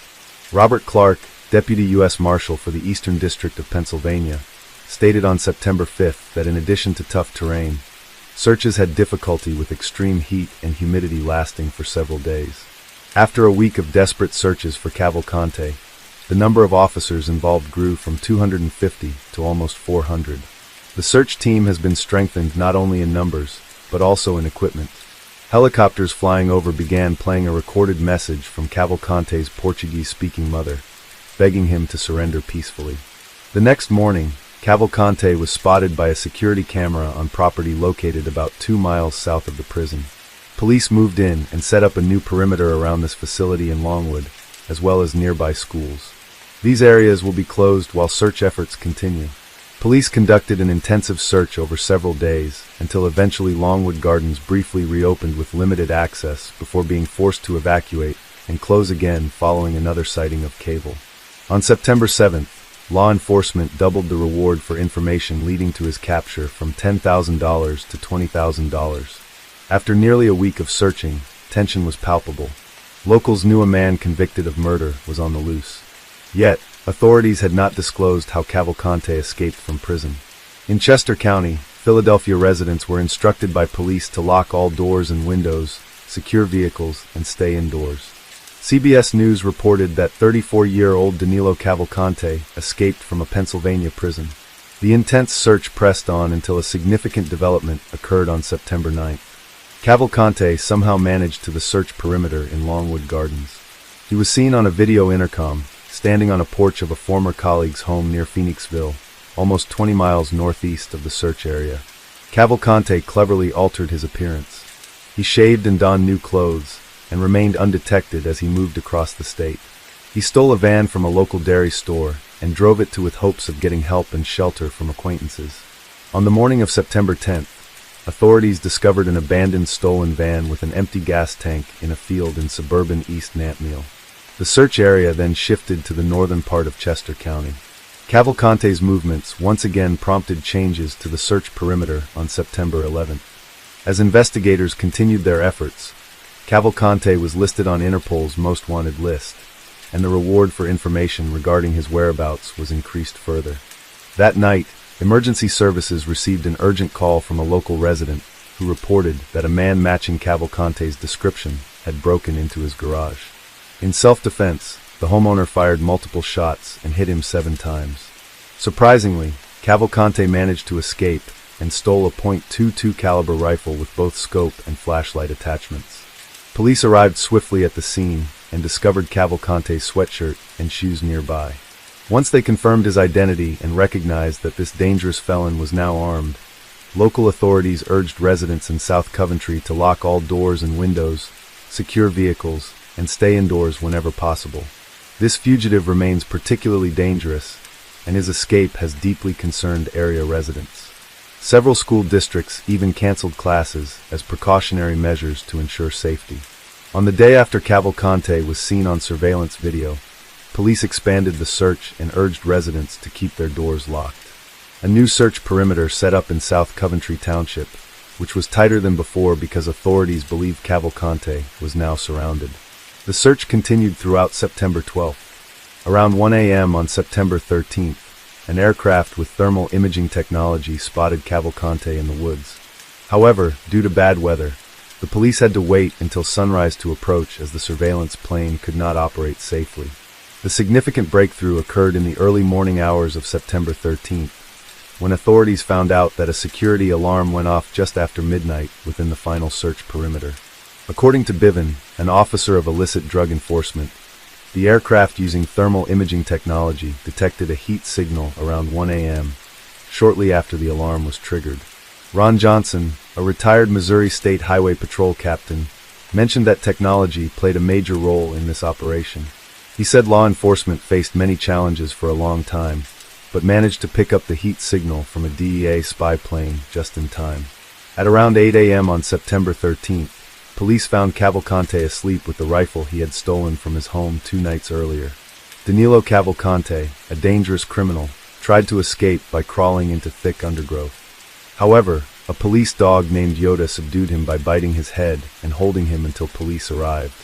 Lieutenant Colonel George Biven stated at a news conference that Yoda caused Cavalcante minor head injuries during his capture. Cavalcante was questioned by the police immediately after his capture. He revealed that he survived on watermelons and creek water and traveled only at night. He even admitted he almost got caught by an officer while hiding at one point. His plan was to steal a car and travel to Canada. Since returning to prison, Cavalcante has been charged with multiple crimes related to his escape, including burglary, trespassing, and theft. Following his capture, local and state officials, including Pennsylvania Governor Josh Shapiro, expressed gratitude to all law enforcement officers who assisted in the search for high-risk felon Danilo Cavalcante. Chief George Bivens, who led the search, discussed the multitude of challenges that law enforcement officers faced during the operation to locate Cavalcante. He highlighted the intense heat and thunderstorms that occurred in the area during the search. Additionally, he noted that each of the search perimeters was established in heavily wooded areas. The search team was composed of approximately 500 law enforcement officers, including Pennsylvania State Police, FBI, ATF, and U.S. Marshals who thoroughly searched the area around the escape scene. In the wake of Cavalcante's escape, police set up a perimeter spanning several miles in each direction. The Chester County Jail Board, responsible for overseeing the jail, faced heavy criticism from local residents for their failure to prevent Cavalcante's escape. Residents pointed out that the jail had previously been given an opportunity to implement necessary security improvements after Igor Bolti's attempted escape on May 19th. Those enhancements could have potentially prevented Cavalcante's escape, since he used the same method as Bolte did. Following this incident, the prison has already terminated the prison guard who was on duty during Cavalcante's September 7th escape. Prison officials stated that this guard had a chance to spot Cavalcante during his breakout. In response to public concern, and days after capturing the fugitive, Chester County Jail announced they had installed a tin roof over the area where Cavalcante scaled 2 walls to access and eventually escaped from the facility. Alongside this measure, various other security enhancements and improvements were also implemented. Clearly, there are questions that Chester County officials will need to address regarding how the suspect managed to escape, especially considering this prison's history, said Pennsylvania Governor Josh Shapiro. He emphasized how crucial communication and cooperation among all law enforcement agencies and local residents were during this extensive search effort. Thanks to these combined efforts, Danilo will now never go free again. Hello friends, welcome to our channel. Today we're going to take a look at another horrible case with you. Blackburn family. On the morning of November 10th, 2015, a car was parked outside a home on Sunnyfield Court. Davy Blackburn had returned from his daily gym workout. Just as he was about to step out of his car, a phone call delayed him for a few minutes. After concluding the call, Davy leisurely exited his vehicle and entered his house. Upon opening the door, he froze. His gym bag slipped from his hands. His wife lay on the living room floor in a pool of blood. Confused and deeply shocked, he rushed to her side for an examination, felt for a pulse, and immediately dialed emergency services. The young woman was still alive, though the living room was in disarray. Items scattered everywhere, and her purse emptied. Upstairs, their small child was crying. Emergency services arrived within 8 minutes. Police officers and investigators filled the house right after it got cordoned off. Amanda Blackburn was urgently transported to the hospital. Now let's pivot back to understand more about Amanda's background, so we don't miss vital details of this tragic story. Amanda Grace Boers was born on July 31st, 1987, in Muskegon, Michigan. She went to school in Indianapolis, Indiana, until her family moved to Elkhart in 1995. There she graduated from Elkhart Christian Academy in 2006 and later earned an associate degree from Pensacola Christian College in Florida by 2008. Amanda grew up in a deeply religious family where Christianity and God's teachings were central tenets of their lives. Her father served as the lead pastor at First Baptist Church in Elkhart. Thus, church sermons and psalter were ingrained in her from childhood. She knew them by heart and honored them wholly. While other children raced toward adulthood's temptations like parties and first loves, Amanda's passion lay in her faith and her dream of serving Jesus faithfully. Amanda, a blonde-haired, slim girl with a welcoming smile and genuine intentions. Not just beautiful on the outside, Amanda's thoughts and heart were pure. In every action, she displayed love for her neighbor. As a teenager, she took a vow of chastity, promising not to even kiss a man until marriage, and she always kept her word. Amanda's heart raced when she met Davy Blackburn, her true love. A native of Tuscaloosa, Alabama, Davy studied religion at Southern Wesleyan University and came from a devout Christian family. The two met on a blind date at a Hawk Nelson concert organized by Amanda's sister and Davy's best friend. At the time, they attended different colleges but spent every vacation together. Their relationship was purely platonic and free from earthly desires. They enjoyed walks together and shared intimate thoughts and favorite excerpts from church books. Their bond grew stronger as they found joy in simple things and joked sincerely with each other. Once before returning to school, they had a playful milkshake drinking contest, which Amanda lost. Davy teasingly called her Milk Girl, realizing then that she was the one he wanted to marry.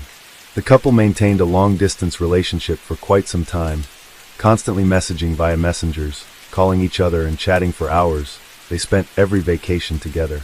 Their respect for the seriousness of their relationship led them to see a psychologist to learn how to communicate properly. On August 1st, 2008, Amanda and Davy Blackburn were married. After the wedding, Davy told friends that from the moment he kissed Amanda, he knew there was a special bond between them, a part of God's plan. For the first 4 years after their marriage, the Blackburns lived in South Carolina, where Davy served as an associate pastor at New Spring Church under Pastor Perry Noble. But the young man wanted more, and he suggested to Amanda that she move to Indianapolis to organize a new church for youth. Amanda was reluctant to leave her family and part with her loved ones. For a time, she struggled with the need to leave South Carolina. Eventually, she relented after her husband told her that God must have big things in store for them. In 2012, the Blackburns moved from South Carolina to Indianapolis to plant an independent, high-profile church on the city's north side.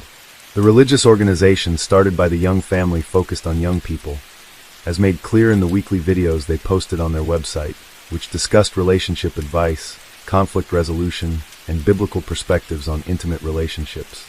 By 2014, the family had welcomed their firstborn child, Weston Blackburn. They were perfectly happy with their comfortable home on a quiet street and their favorite roles within the church. This church was regularly attended by many young people who listened to and believed in their sermons. The family lived in perfect harmony and understanding. However, everything changed on November 10, 2015.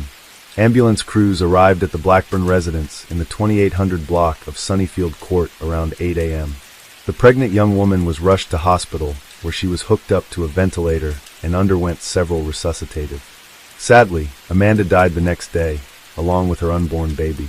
As it turned out, the family had been expecting a baby girl who was named Evie Grace at her burial. Her death sparked significant sympathy and prayers on social media over an extended period of time, as friends, family members, and strangers mourned Amanda with public posts. On November 11th, the day Amanda was officially declared dead, Davy released an official statement saying that Amanda made it her life's calling to love and serve everyone. She dedicated her life to knowing Jesus as her personal Savior, and through passing and legacy, countless others will come to a saving faith in Christ. I firmly believe that God remains good, turning our tragedy into triumph, and that indeed the best is yet to come, Dave wrote. The murder of the pregnant woman was not only a devastating blow to the entire Orthodox family, but also a profound shock to the entire state. People demanded that those responsible for Amanda and her unborn child's death be brought to justice. In his first interview, Davy Blackburn recounted finding his wife Amanda injured and unconscious on the living room floor. She was partially unclothed, with her underwear lying nearby and herself lying face down in a pool of blood. The pastor informed investigators that he had left the house around 6 a.m. to go to the fitness center for a workout. When he departed, he left the door unlocked. He mentioned this habit during his statement, saying, "You always do that too, don't you? You leave and don't lock the door." While it's hard to say whether securing the door would have prevented this tragedy entirely, it's evident that it made entry much easier for the criminals involved. Unfortunately, Amanda did not have precious time to contact emergency services, resulting in an attack that left her with 3 gunshot wounds, one of them being fatal. No arrests were made immediately following this heinous crime. However, police quickly determined that Davy Blackburn was not involved in this horrific incident. Trial transcripts reveal additional details from Davy Blackburn's testimony, alongside accounts from witnesses such as Scott Floyd, an emergency medical paramedic from the Indianapolis Fire Department, who arrived at their home following Davy's 911 call. According to Scott Floyd's testimony, upon arrival, they found Davy Blackburn outside at the end of the driveway, with blood on his hands, but maintaining a very calm demeanor. Scott Floyd stated that Blackburn appeared not to fully comprehend what had transpired with Amanda when they reached him at their residence. Davy claimed he came home from the gym at about 7:30 a.m. and continued his call with his friend Kenneth Wagner in the driveway. He occasionally got out, strolled down the driveway, and peeked through the front door window to see if baby Weston was awake. He said he finished his call, entered his home at 8:10 a.m., and found Amanda lying face down on the floor. He thought she was sick or unconscious. He called emergency services at 8:22 a.m. It took him 12 minutes to make that call. In an emergency situation, 12 minutes is quite a long time. He repeatedly said he thought something had gone wrong with the pregnancy, and maybe she'd gotten dizzy and fallen. Did he not notice after 12 minutes that there was brain matter about 5 feet away from her body? Emergency room Dr. Scott Floyd testified that the blood on her head was coagulated, leading him to believe that the gunshot had occurred a couple of hours earlier. But those transcripts were not made public. Davy was asked if he had called anyone else after dialing 911. He said he called his father next. Defense attorneys did not cross-examine Davy Blackburn. Authorities corroborated his story with surveillance footage from the gym. Thus, he was not among the suspects. An autopsy conducted on November 12th showed Amanda suffered a gunshot wound to the back of her head. She also had a gunshot wound to her lower left arm that went through her biceps, and another one that entered and exited her upper back. Multiple scratches were found on her left cheek, along with a split lip and a knocked-out lower tooth. These injuries indicated a possible struggle between Amanda and her attacker. A thorough investigation was launched. CCTV footage from nearby streets was examined. Neighbors and family acquaintances were interviewed as well. One neighbor reported hearing gunshots about 35 minutes after Davy left the house. Another neighbor, Reginald Townsell, mentioned their street wasn't known for incidents like this, and expressed shock by stating that the Blackburns didn't deserve this tragedy. Everyone thought highly of the Blackburn family. They were seen as wonderful and loving people by their community. Based on Amanda's injuries and the missing bank cards as well as MacBook bag, robbery seemed to be an initial theory during this investigation. On the morning of November 10, 2015, several emergency calls were made reporting home invasions, various residences near Blackburn's home. Around 5:20 a.m., one woman reported waking up to find her cell, laptop, purse, and keys missing from her apartment. Her car was also gone from the parking. The sliding glass door to her apartment was. 3 hours later, another woman reported a burglary. Someone had broken through the patio screen and entered the house. According to police reports, for televisions, a MacBook Pro, a Tiffany pearl necklace, a pink women's sweater, a remote control, a bag of oranges and bedding were missing from the residence. Just 5 minutes after that second call, another individual from Sunnyfield Court contacted emergency services. This time it was Davy Blackburn. Lieutenant Richard of the Indianapolis Police Department stated that police were investigating potential connections between this homicide and the other burglaries in the same neighborhood that morning. The police have not disclosed details about the ongoing investigation to maintain its integrity. However, after obtaining images of possible suspects from one of the burglarized homes, they released these images to the public for assistance in identifying and helping with the investigation. Davy Blackburn expressed confidence that the police department was doing everything within their power to apprehend his wife's perpetrator. Investigators assured him that they had unprecedented support to continue their investigation and were optimistic that promising leads would soon help identify those responsible. Key clues instrumental in tracking down 3 suspects included a stolen pink sweater, cell phone records, and an ATM receipt. The receipt and sweater were discovered in a stolen Chrysler Sebring used during the robberies. Authorities recovered this vehicle on November 11th near Blackburn's home. The debit card listed on the receipt matched Amanda Blackburn's stolen card. Investigators obtained a warrant to examine ATM camera footage and discovered video showing the driver concealing his face with a stolen pink sweater. Police relied on DNA testing, surveillance footage, and witnesses' testimonies to identify those responsible for these crimes. The results from the DNA testing of the sweater confirmed that Jyan Watson was one of the suspects. Watson's identification marked the first significant breakthrough in the case, as indicated in the affidavit. Cell phone records were obtained because Watson's number was already in the database due to his parole for a prior burglary. Subsequently, Diana Gordon's cell phone records were also retrieved. These records demonstrated that both Watson's and Gordon's cell phones were present in the vicinity when the crime occurred. The phone records further disclosed that Gordon and Watson were near the Chase Bank, where Amanda's debit card was used on the day of the murder. Larry Taylor emerged as a critical piece of information when police examined surveillance footage from the area. This footage enabled them to identify Taylor's phone number and trace his address.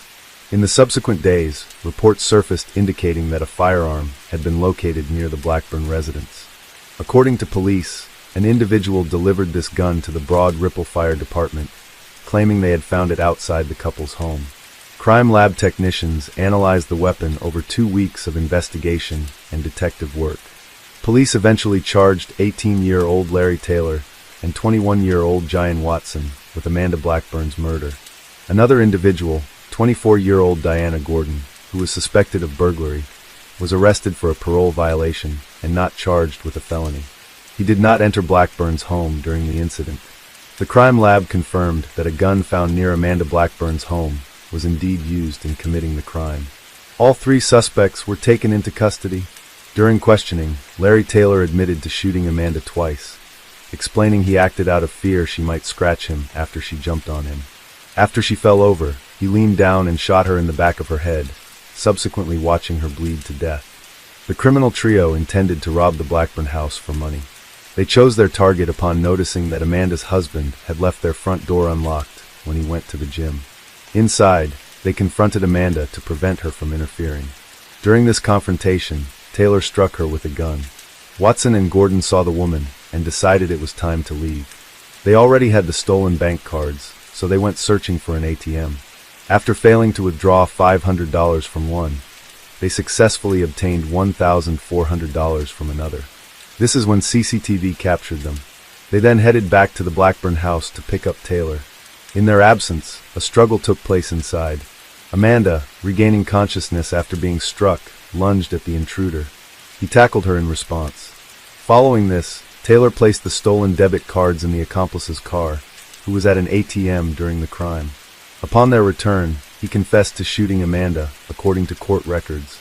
The Blackburn home was their 3rd target on November 10th. Earlier, in their first break-in, they stole a laptop, wallet, and car while the resident slept.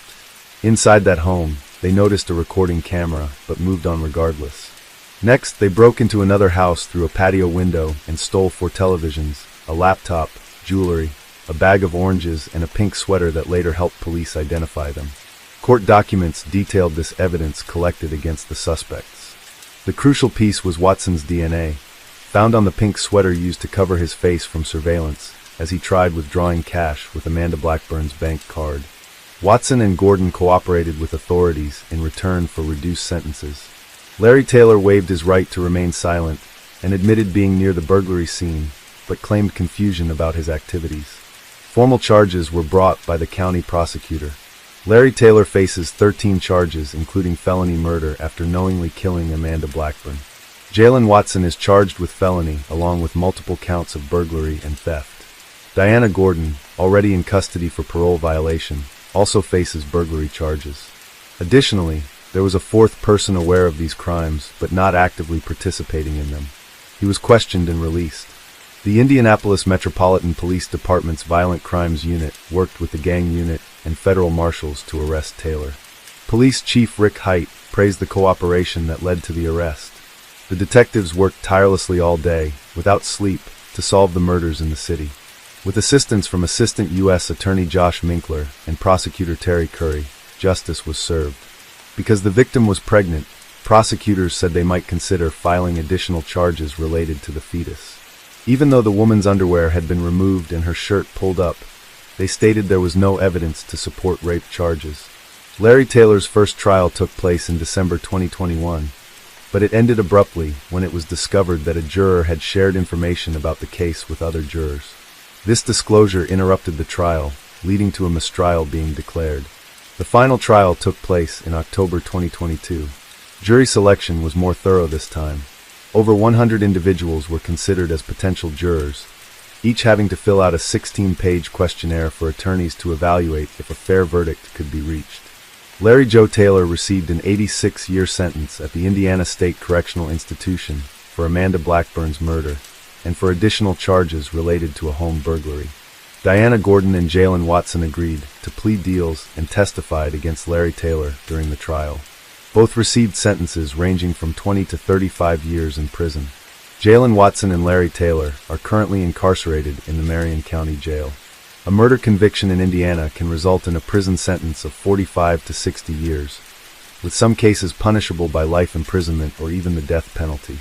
Prosecutors filed a motion to enhance Larry Taylor's sentence, potentially adding up to an additional 20 years since Amanda Blackburn was pregnant at the time of her death. Davy Blackburn, Amanda's husband and a church pastor, expressed relief that those responsible for his wife's death have been apprehended and will no longer pose a threat to anyone else.